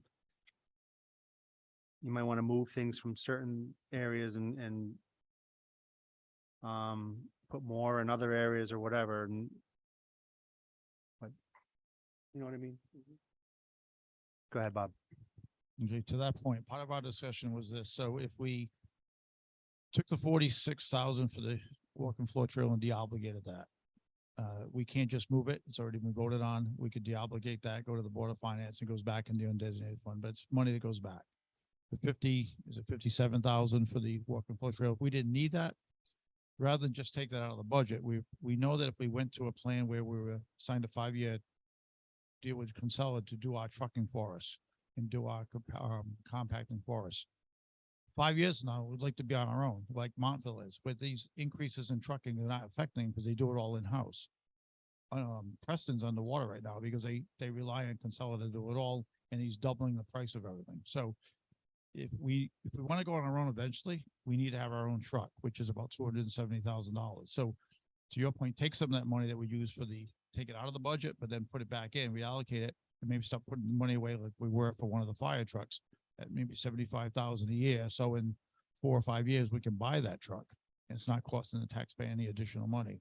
And then we can go off on our own and get rid of all the other costs for transportation because we're handling it ourselves. I think that's what you were talking about. Any other items in this year's proposed budget that, is there any, I know we talked about, there's no solidified capital plan right now, but is there any other changes that we proposed in this is there any other changes in your capital, anything coming down the pike that you see that, other than the walking floor trailer, that could be reallocated to something else? Nothing that the board's not going to discuss at this point. That'll come out at our next meeting. Okay. And then the only thing that we, right now is in flux, as you say, is then dealing with the transfer station, because that's where we're talking about making a change. For anything else, whether it be the fire department budget or the highway garage budget, those would have to be discussions on what direction we get from the Board of Finance and then the Board of Selectmen discuss. Christine, could you please remind me what the balance of the undesignated fund is? So it's about 2.4 million. I did not bring that sheet. I'm sorry, I don't have an exact number. So I want to make sure we're all clear on what money we're potentially talking about if we ask for cuts.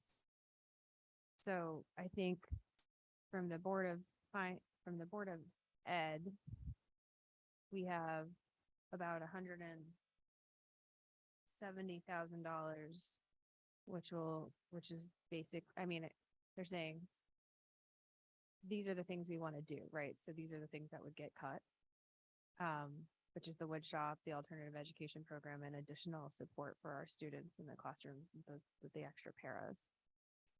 And the social worker, right? So that's what we would be asking them to cut. And then the other, on the flip side of it, Bob has said, and that's $170,000.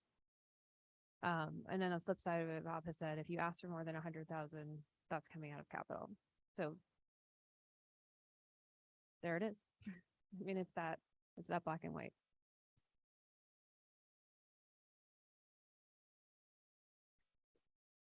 Sarah, some would come out of operating, obviously, we would do our due diligence, but I don't think I could get to the number you asked for. It's over $100,000. I'm making an educated guess that probably 50% would maybe come out of operating and the other 50 would come out of capital.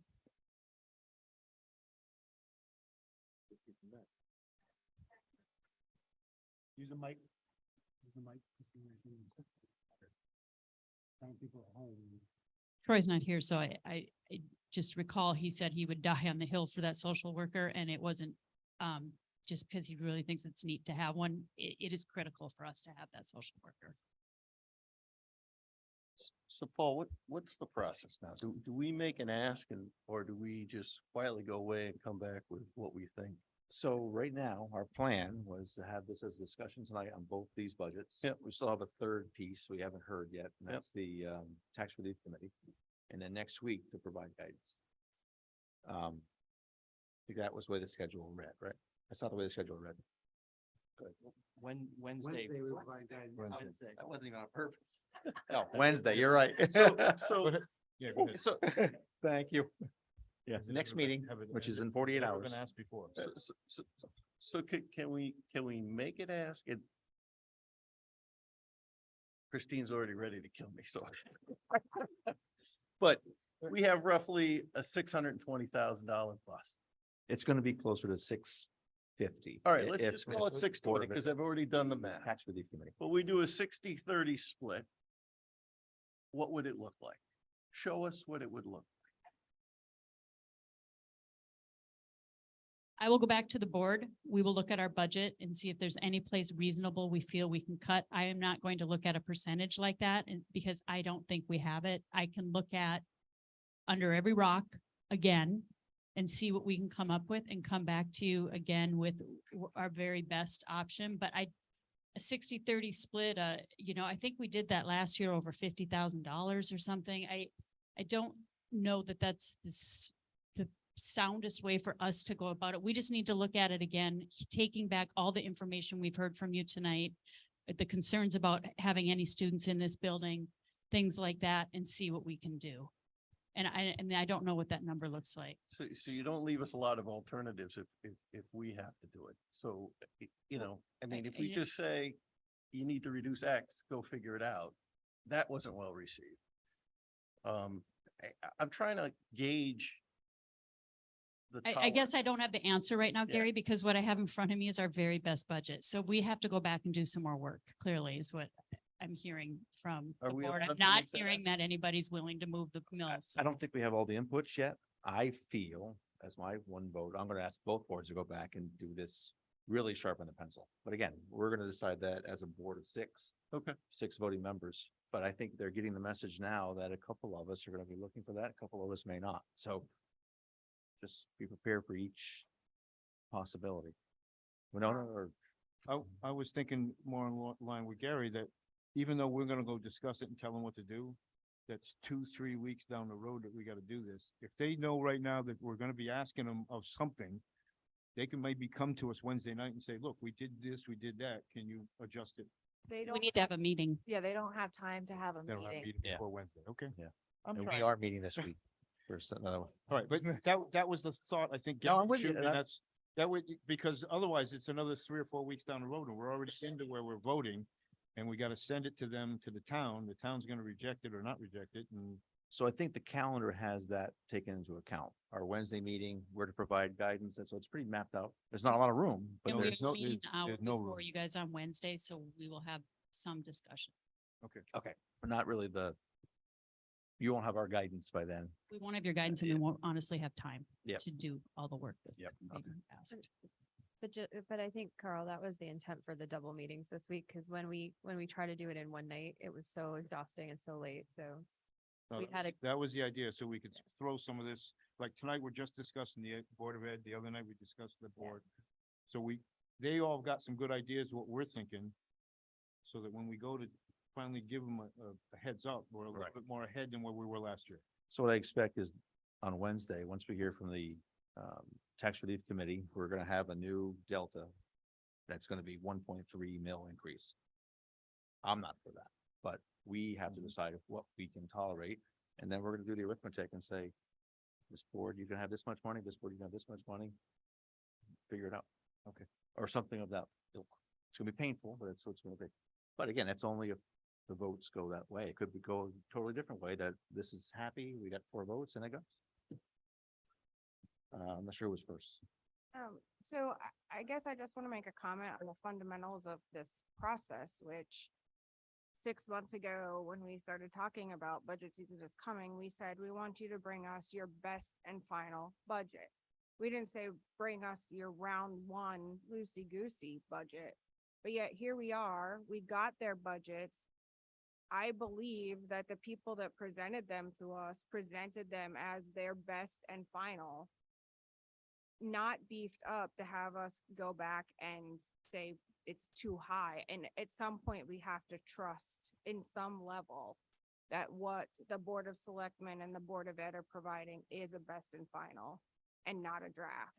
And this is only my second year, but this is a repeat of where we were last year, where we said the same thing. And so we were explicitly clear when we asked for those budgets this year as best and final. And I guess the process to me just feels a little wonky that here we are again in the same place with the same comments, even though we were crystal clear. And I'm hearing from the Board of Selectmen and the Board of Ed that this is best and final. I think And really, heard- we're talking about a little over $100,000 with the Board of Ed budget, right? So in the scheme of things, If all things would remain the same, yeah. we gotta, I mean, I'm not gonna make them go back for that. Yeah, if that's the, I mean, I there's mean, I there's truly other believe- avenues I to, truly believe They did give us their best budget. I'm worried about future planning, I gotcha. And to go to getting your, too big. Well, it, sorry. and go to your yes, back- no, there's $173,000 of new teachers in there too, so you can change, you can say you don't. Yeah, you there was the won't- you won't COVID let them teachers that, have it. or there's teachers that somebody So- that we hire via COVID bucks or something. I think that's what Troy said, that there was, yeah.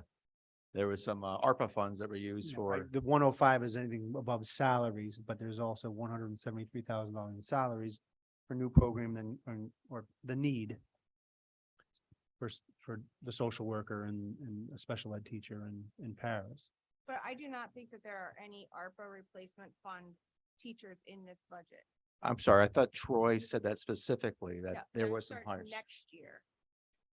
Not. They're not budgeted next year, Not for the budget we're talking about, but for the 24-25 budget. so there's a hit coming. And he acknowledged that hit. He indicated, we specifically asked him that question, right? I And remember, He yeah. said, those are one-year contracts, those are not. Okay, so they expect to, Yeah. not gonna be a surprise. If That's when gonna be a they- fight for next year. Right. So, Carl, you're right. That's where we were trying to plan for Wednesday's meeting to tell them what was going on, and we'll see where that all lands. I just want to like, I think that these are the best budgets that you could come up with without, I always think of like, you have agents for a reason, like in transactions, whether it's like your real estate transaction or whatever. Cause sometimes you get so close to things that you need an outside perspective, and we're kind of like that outside perspective. So I'm sure I completely trust that these guys, but the Board of Selectmen and the Board of Education have done yeoman's work to provide us the best budget that they can. It's up to us to say, from an outside perspective, there's might be some other things that you didn't think of because we're on the outside of it looking in. And, we have the opportunity to look at both budgets and have our own view on the fiscal responsibility of as the overseers of that part of it. So the process is still important. And whether or not we go through one more or two more iterations, because again, the townspeople are going to be able to weigh on this on the hearing and say, we think that this should be added back or this should be taken out. So, we've committed to this process and we've done, a lot of meetings and we're going to do a lot of meetings and in the end, hopefully we'll have something that's going to be voted in one time. And that is the way it's been since the beginning of time. And it's gonna happen next year too, when some of us aren't here. And it's gonna happen the year after that. That's just because you have to have everybody's perspective, not just some, right? But that's our job. And it's painful at times. Go ahead. No, I feel you. No, I had a moment at 10 o'clock at night in one meeting with Paul where I'm like, what is this dog and pony show? You were much more controlled. I was very frustrated. But I think we have to be, Paul is very calm and cool the whole time. He's like, I don't know, I guess so.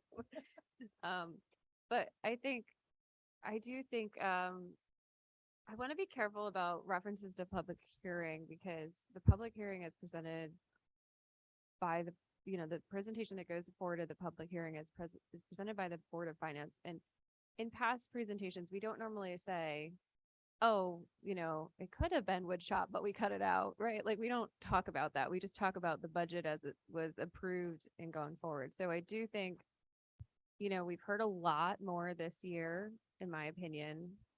I didn't go back and do a ticker and count how many people presented or public joined and something, but I feel like this year we've had a really strong showing from public that has said, these are the things that we want in our budget, more than previous years. And so I think we have to, I don't know the right way, but I think we have to keep that in front of our minds and, really listen to the public when they weigh in at the before and the after.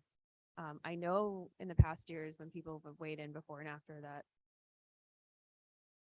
it's too high and they want it cut, people have very much listened to that, right? And this year I'm hearing a slightly different tone. So I think it's something we have to keep in front of us over the next couple of weeks. That's fair. That's fair. Okay, so.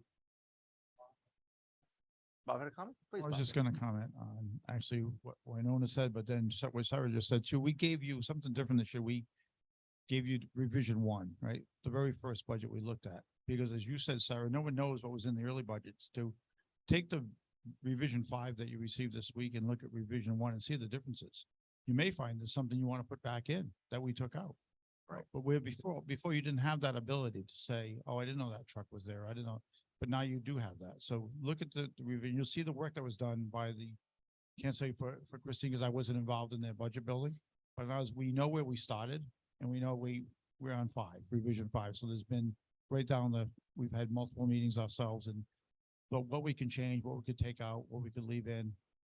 So you have that this year. And I agree that I think there's more information that's been transferred between the town and the Board of Ed and the Board of Finance this year than there's ever been in the past. This has been probably the most transparent budget building season I can remember seeing. So take that information, do what you need to do and let us know what the direction is. But I'm glad that I feel very comfortable that we've given you everything you've asked for and then some. So. Okay. So I guess we stew on it for the next 48 hours. We have another presentation first, I think, on Wednesday. There's gonna be another request from a very underrepresented group. They'll be looking for some funding as well. All of that will have an impact, and there's gonna be, a discussion to be had. So we'll see. Wednesday, is the Tax Relief Committee? yeah, are they presenting for like early on I think it's on the schedule first, yeah. first, right? Yeah. Okay, good. So why don't you have all the inputs then we Okay, decision time. all right, thank you. I have nothing else. Anybody else have anything to go? And this is just the statement for Bob mostly and Christine. Oh, a target. But I am passionate about a tighter process for capital planning and management in advance of the budget cycle. So when this is all over, I don't want that to fall off anybody's table. We're coming and we're either gonna institute a policy that we shall do this or we're gonna do this together. But it would be really, I am really enthused by the materials that I shared that how some other towns are doing this and pull all the capital requests out of this budget process. Just have it a straight input and have all that vetting done in advance. That's just my 2 cents. I'm Thank you for that. excited for capital too, Gary. I'm in. Everybody's giggly about capital at 9 o'clock at night. Well, if we leave our cycle that we've been here for 5 years, if we improve this capital thing, our legacy will It's a be, legacy, it'll be right? like solid gold. Just in time for you to retire and go to Florida. So after the budget season in the summertime, when the Board of Finance tends to take a step back, because you've just been through an awful budget season. We're all on our boat. We'll start Yeah. with the capital and see if you guys want to have multiple meetings. We'll try it. Thank you. Appreciate that. I'm glad we make it fun. Moving on, public comments, if there are any. I don't see, no, okay, good. I saw you. That's right. The mic's right there. You can sit in your chair if you want. You'd be on camera.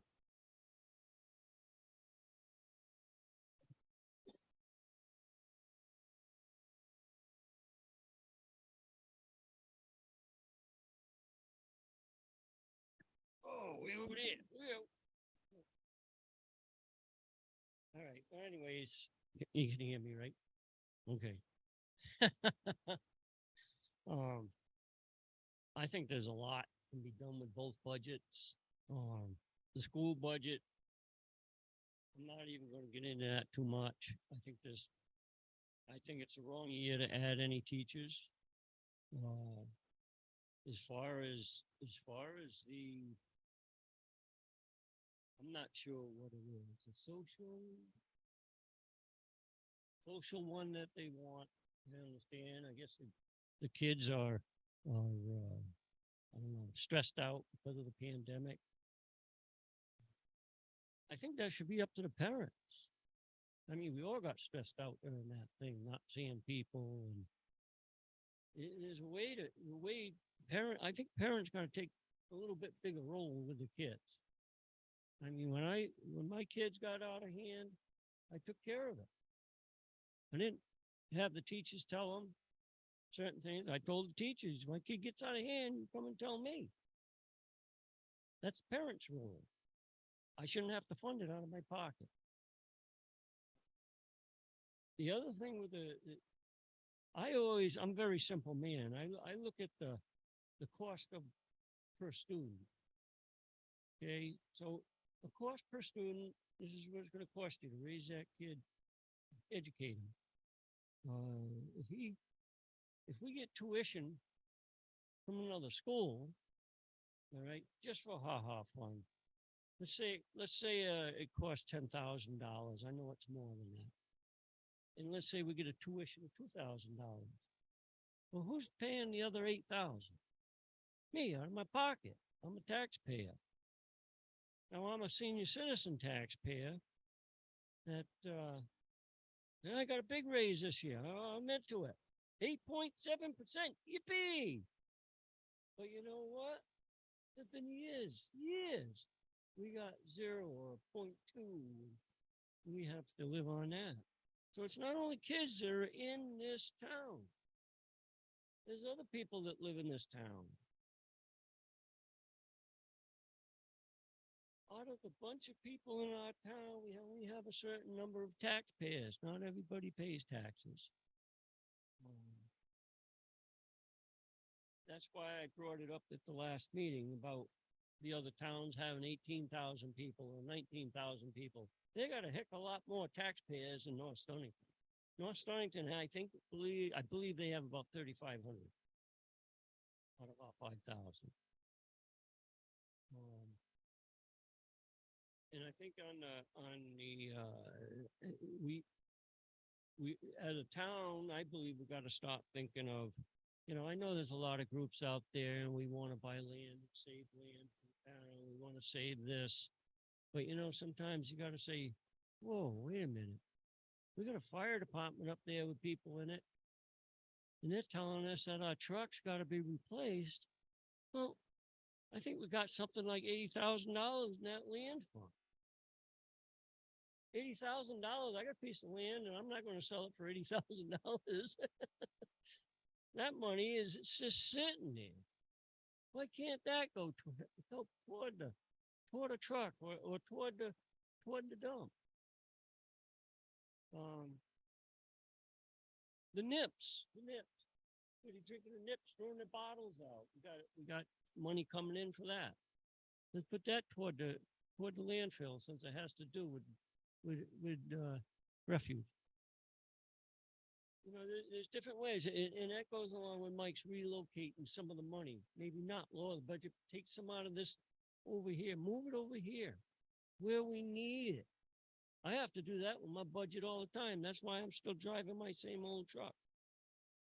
I say, oh, I got this much in there, but I need that money basically to pay my taxes. And it hurts, So I've done my sacrifice. I've given up my tea. I've given up my 6-pack. I've given up this. It's time that the town looks at what we have and give up some of their things. And you're right. You're right about the shop. If I remember right, OSHA came in 1970. And I remember when they came in, I was working at a woodworking shop down in Mystic. And them guys came in, boy, they were all gung-ho. First thing, they slapped us with a $500 fine for not having a guard on the saw. And like I told the guy, I just finished cutting a dado. You show me how I can cut a dado on that saw with that guard on there. He couldn't. He says, oh, then you can take it off. Now they want you to, the other shop I worked at, we had the same saws, Rockwell saws, 2 of them. Next, I come in a week later, they're gone. They got the saw shop stopped saws. Very expensive saw. can't cut all the different materials on. One guy I was in the shop that day, and thank God I wasn't working on another machine. And he was pushing this stuff through, and bam, it's like a 22 going off right in the shop. I tell you, it scares you. And then you gotta mess with it. You gotta have the part to replace it, which isn't cheap. You know, there's a lot of expense to a woodworking shop, and I don't know what all the rules are now, because I got my own shop. They can't bother me. It's just me. And I was in here today. I don't have the guard on my saw, and I don't have a splitter. And I still got it on my fingers, thank God. But I think it's time for us to really sit down and look at everybody in town, taxpayers, and say, okay, that reval was not friendly to me, that's for sure. I heard how they said, oh, your taxes only going to go up this much. That was per month for me. So I don't mind paying taxes, but I want to pay my fair share. And I do. And that 8.7% raise we got, yeah, it sounded great. The government went up on our Medicare a couple of years back before we got that big raise. And then they said, oh, we're gonna lower it for you this year. And they didn't lower it to where it was before. They lowered it, I think it was $5 lower than what it was where they raised it up high. So we all struggle, I know. We all want, we all have needs. I'd say we look at the needs, the wants. Those are the wishes that you gotta look at, because yeah, it sounds great, but and I tell you, every one of you, I've listened to you, and I'm pretty sure you understand it. I didn't have to say all this, but I wanted to say it and make sure I'm on the same page with you guys, because that's a tough job you guys got to do. And I'm sure I'll be speaking again to you, but I really appreciate what you guys are doing and taking the time to do it. I know I never said that before, but I will now. So anyways, I hope we can look at it, what our town really needs. And I believe that this should be the year for our Board of Selectmen budget. And I'm sorry about the school budget. I'm not a big supporter of it. I say you're gonna have to take a couple of years and maintain what you have. If you add in a teacher, does that teacher go away in a few years? I don't know. If it does the money go away? Because I understand the school budget, once it gets up there, that's where it stays. So if you had a teacher in there and that school budget goes up, that money's still in there for something else. So and as far as negotiating, I don't go about looking at the state negotiating. This is North Stonington. This isn't the state. The state is a totally different world to me. And we should only pay them what our town can afford. That's the way I work my budget anyway. I hope we work ours that way. Thank you.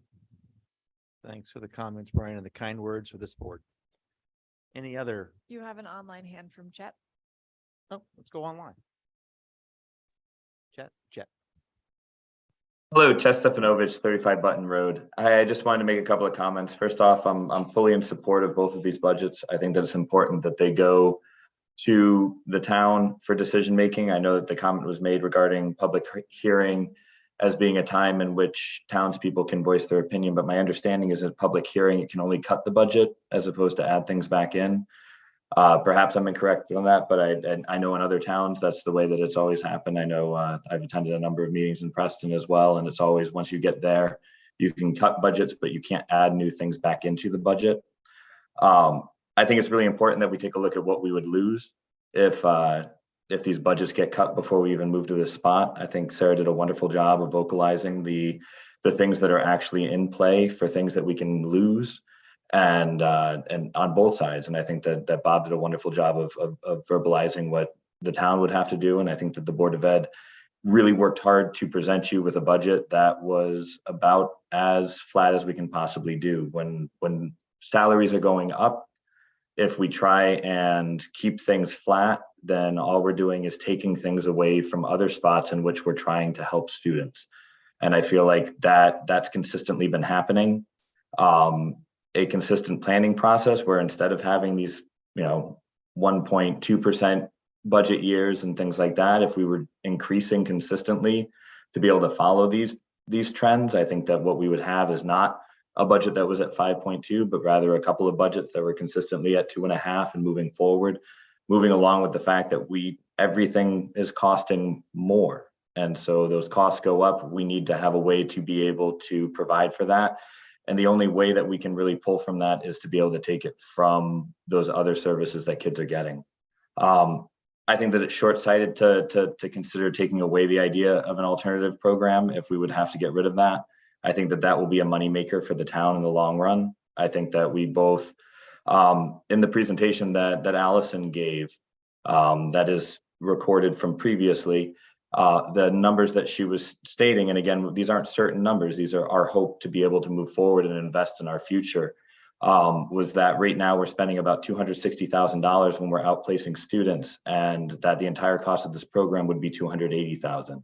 So if we had those 3, 4, 5 students that were being put into this process, if we were able to bring students back into the district over time, those are the things that pay for a roof or assist in that process of upkeep and those other pieces. And I think that's important to keep in mind. The unused money, I think, has been explained multiple times, and I think it's been explained very clearly. It's not something that is going to be ongoing, and we're on target this year in terms of the overall spending. And I think it's important to keep that number in mind more than those off years that we had for a couple of years. I know that's been stated multiple times, but I don't think it can be stated too much. I don't think that this is going to be a process where we're going to continue getting that type of money. And yeah, I think that hits pretty much everything that I had on my piece. Thank you very much. Thank you, Chet. We'll go one more online. Let's say Daniel, is that this is? Daniel, if you're ready, go right ahead. Yes, thank you. Can everybody hear me? Okay, thanks. Dan Hartman, I'm 26 Fowler Road. And thanks. I just wanted to take this opportunity to speak out tonight in support of the proposed budget that Christine and the Board of Ed have put forward.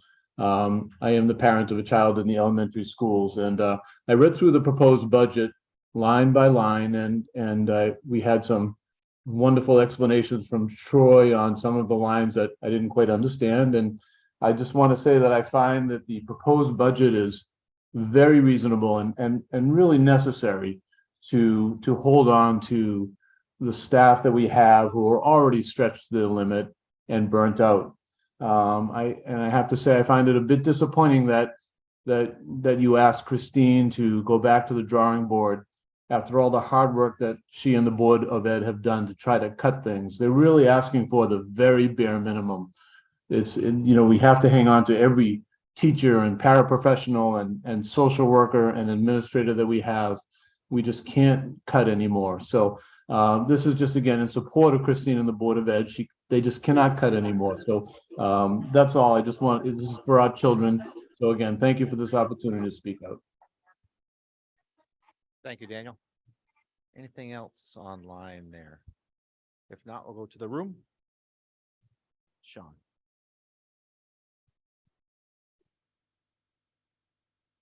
I'm not in favor of using this building for alternative education or wood shop. With the school building project, we were sold on replacing not only the middle school, but the high school because of a number of reasons. One being that there are PCBs contained in the paint and the caulk in the 2-story wing as well as the middle school. PCBs were found in paint up until 1979. think that 1960s is the two-story wing. And I think Bob said it was 64 when we built that. I'm not sure. Asbestos is found in floor tiles up until 1989. 1963.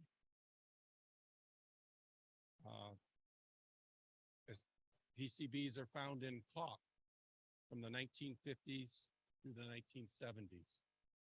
Windows in the two-story wing. We were sold a new building, a new high school, as well as a new middle school, because the two-story wing, like the rest of the building, did not meet all ADA requirements. The two-story wings, I don't believe, have sprinklers. That's another reason we were sold on having to have a new building.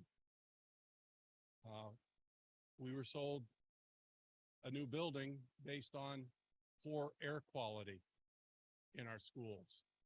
The new building corrected that, not over here in the two-story wing. The roof in the two-story wing is greater than 5 years past its life expectancy, and yet we're not doing anything about it. So the Board of Education at one time, we had an alternative education program. They voted to not continue it. We had a wood shop. They voted not to continue it. We can't be North Stonington cannot be everything for everybody. That's why we have vocational schools. That's why we have other special schools to handle the alternative education needs. So I'm not in favor of reusing this building again, unless those things are corrected. Unless the state says it's safe to bring students back in this building, we shouldn't be bringing students back in this building. There has not been any recent environmental assessment, which should be done before we bring students back in the building. So I'm not in favor of that and using this again. Another thing that we were sold on not having, needing a new building is because we didn't have secure travel from the gymatorium over to this school. We still don't have secure travel from our new school over to this building. I'm not in favor of bringing students back in the building. Thank you. Thank you, Sean. Any other comments in the room? Lisa? Okay, great.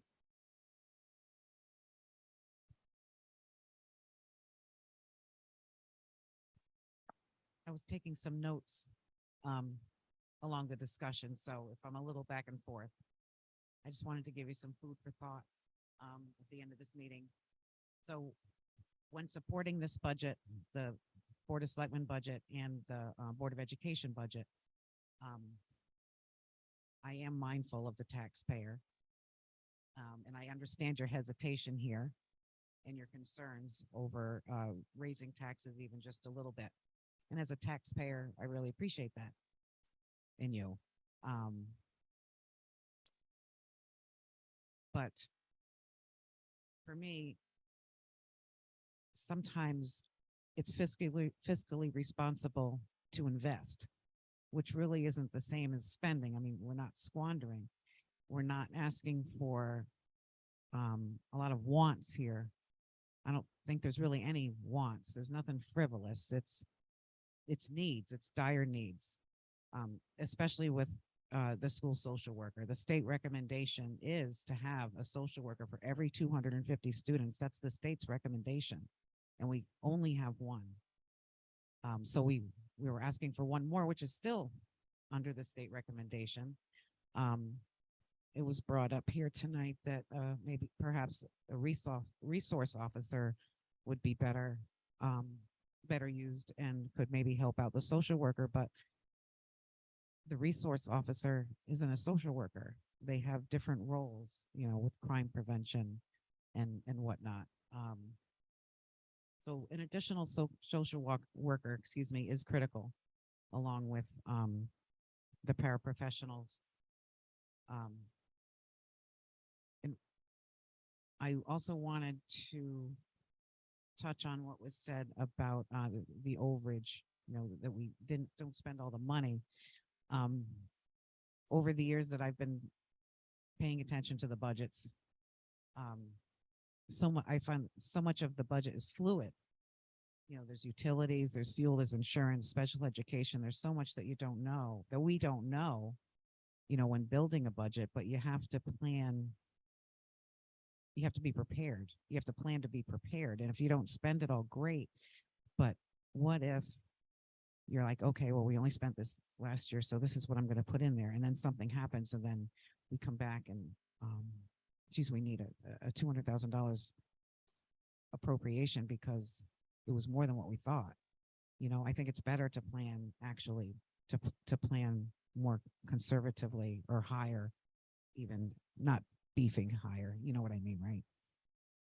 And I understand your point, Gary, your point of view about the school didn't intend on coming back to use the space. You know, when we were doing the school building project, we were leaving the space, we weren't coming back.